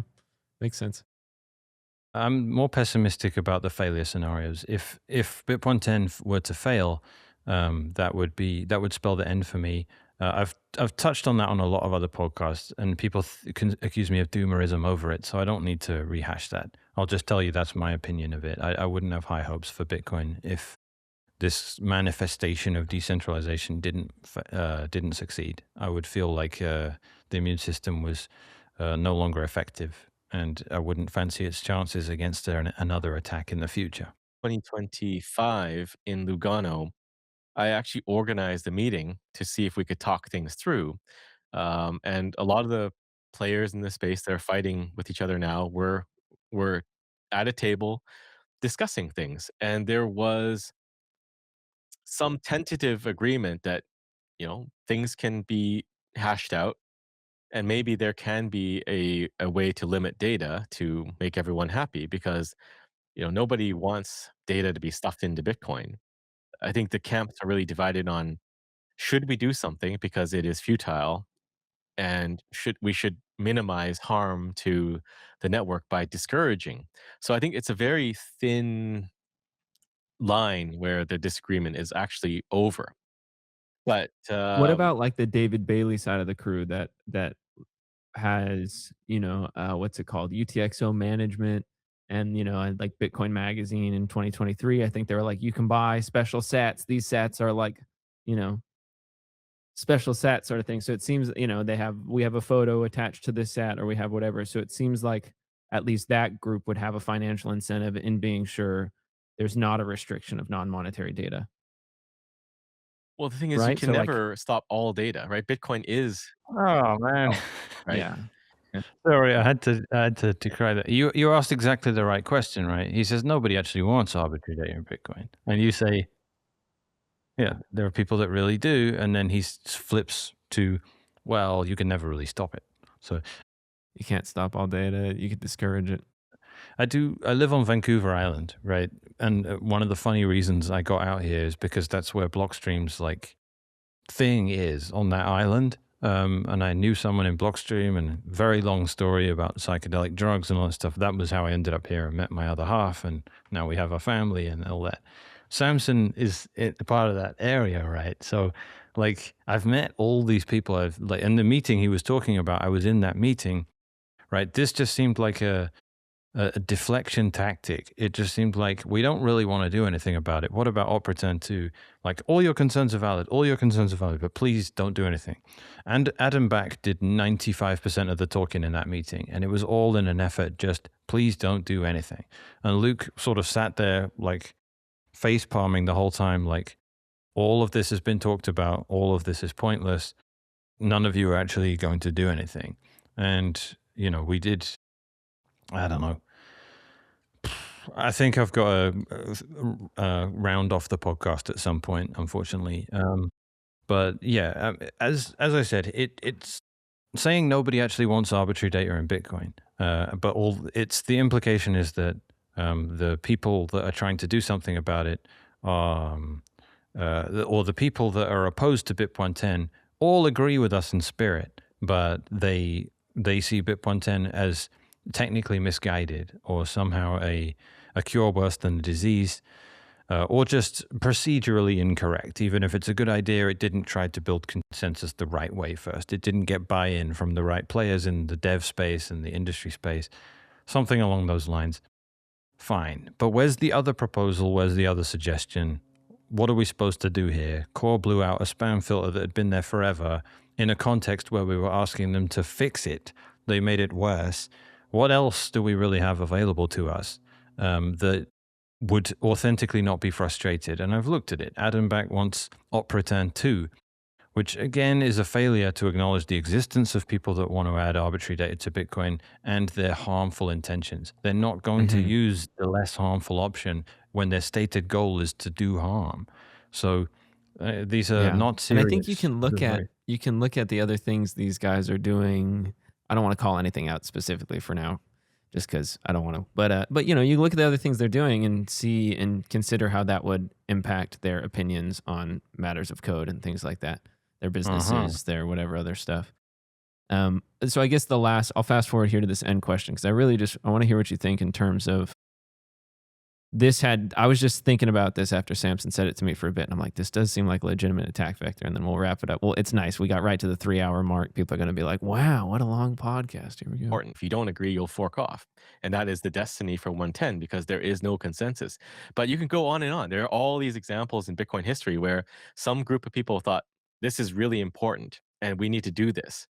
And you just have to step back from the current situation, maybe take a breath and calm your emotions down. Emotions are running high right now, but if you replace the situation with any other situation, you'll see like this is not consensus and this is not going to fly. It can't fly. Otherwise, the barrier to attack Bitcoin is so low. You and I and Mark can launch an attack on Bitcoin and disrupt the whole network. That's not Bitcoin. It doesn't work. Bitcoin will shrug it off. So that's the main. Yeah, my main thing is like, how do we prevent this okay, you get a few really convinced, strong, whatever people together to like launch this sort of thing. Let's say BIP-110 is totally net positive. It comes in without a hiccup. Like, Mhm. how are we sure that a few really, not really power, but really convinced, influential people couldn't do something like this again, but in a negative direction, even if this one is super positive? Very good question. Again, that's the Faustian bargain of it. If this sets a precedent now where people start trying to UASF in bad soft forks into Bitcoin, I am not going to do what the other side has done with regard to BIP-110. I'm not going to sit here throwing FUD at them, telling them they're technically illiterate or overly emotional, or they don't understand how Bitcoin works, or that their nodes are all a Sybil attack. I'm actually going to, A, say what I think is wrong with it in a way that can't be easily blasted to pieces for being disingenuous, like the kind of stuff Stefan posts. B, I'm going to run a URSF and say, I'm not going to accept your blocks. And I'm going to make it so that if you do mine any blocks in support of this malicious fork, I will never be dragged along with it.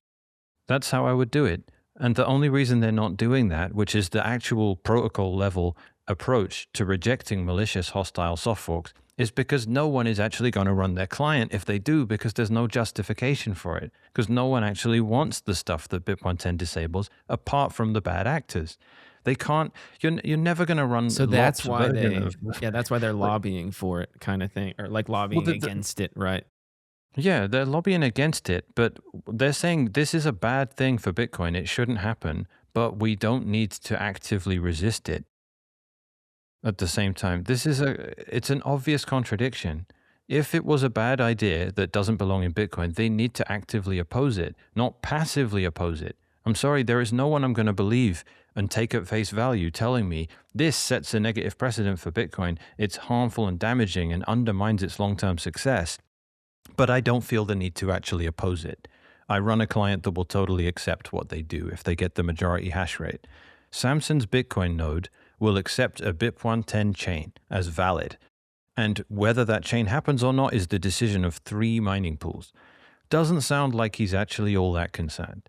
And I'm not goading people into anything. There is a reason they are not doing a URSF. It's because no one will support it.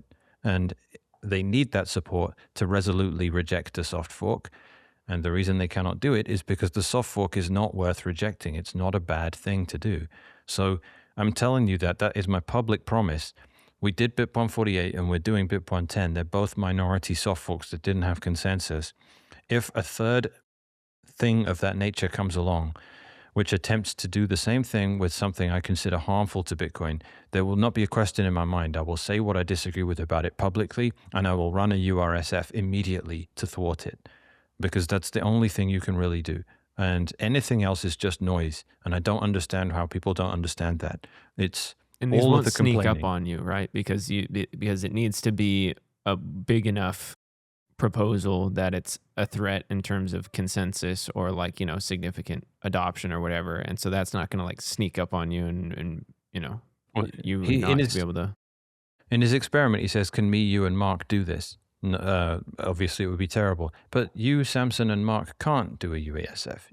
You're not going to instantly have 15,000 plebs go out and spend $1,000 each to buy a node to support you. You can't fake that. Well, It's but, not me but and Luke before and that, Dathan, right? we were saying, I mean, yeah, we were sort of saying, he was like, who do you see the people in the front of this being? And I said, you, Matt, and Luke, of course. And just for the people I'd heard the most about.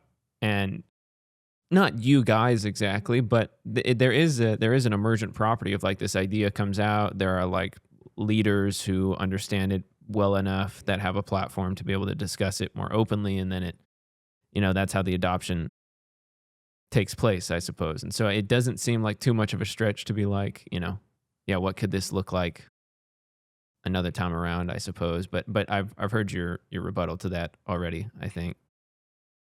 Yeah, you can't fake a decentralized movement, Yeah. and they're equating a couple of hostile takeover actors, like with a name and some recognition in the industry, like a couple of famous guys in Bitcoin make a soft fork, and they're equating that with BIP-110, which has all this organic support, and that the latter is unfakeable. and there's a constant desire to make it look somewhat not genuine, right? And he's giving you both perspectives at once, right? He's saying on the one hand, you can fake node numbers, and then when you say, well, they're not fake, he's like, oh, I know, I totally know people that run BIP-110. I'm like, well, you need to pick a lane on that. Like either it's real or it's, I mean, it can be real, it could be fake, it could be somewhat fake. All right, fair enough. But no one is going to spend $1,000 to spoof a Bitcoin node. And there's been, like the Start9 numbers were around 8,000 people bought a server. And most of them did so to run nods. And also I saw in one of those, he made the point, I really do have to shoot after this. Yeah, He made the point that like not everyone that runs knots wants to run BIP-110. Very important distinction. So I made a poll on Twitter last week that said, do you run Bitcoin Core, Bitcoin knots pre-BIP-110, or Bitcoin knots post-BIP-110? Of all the knots runners, it's around 12 or 13% of them that stayed with old knots and don't run BIP-110.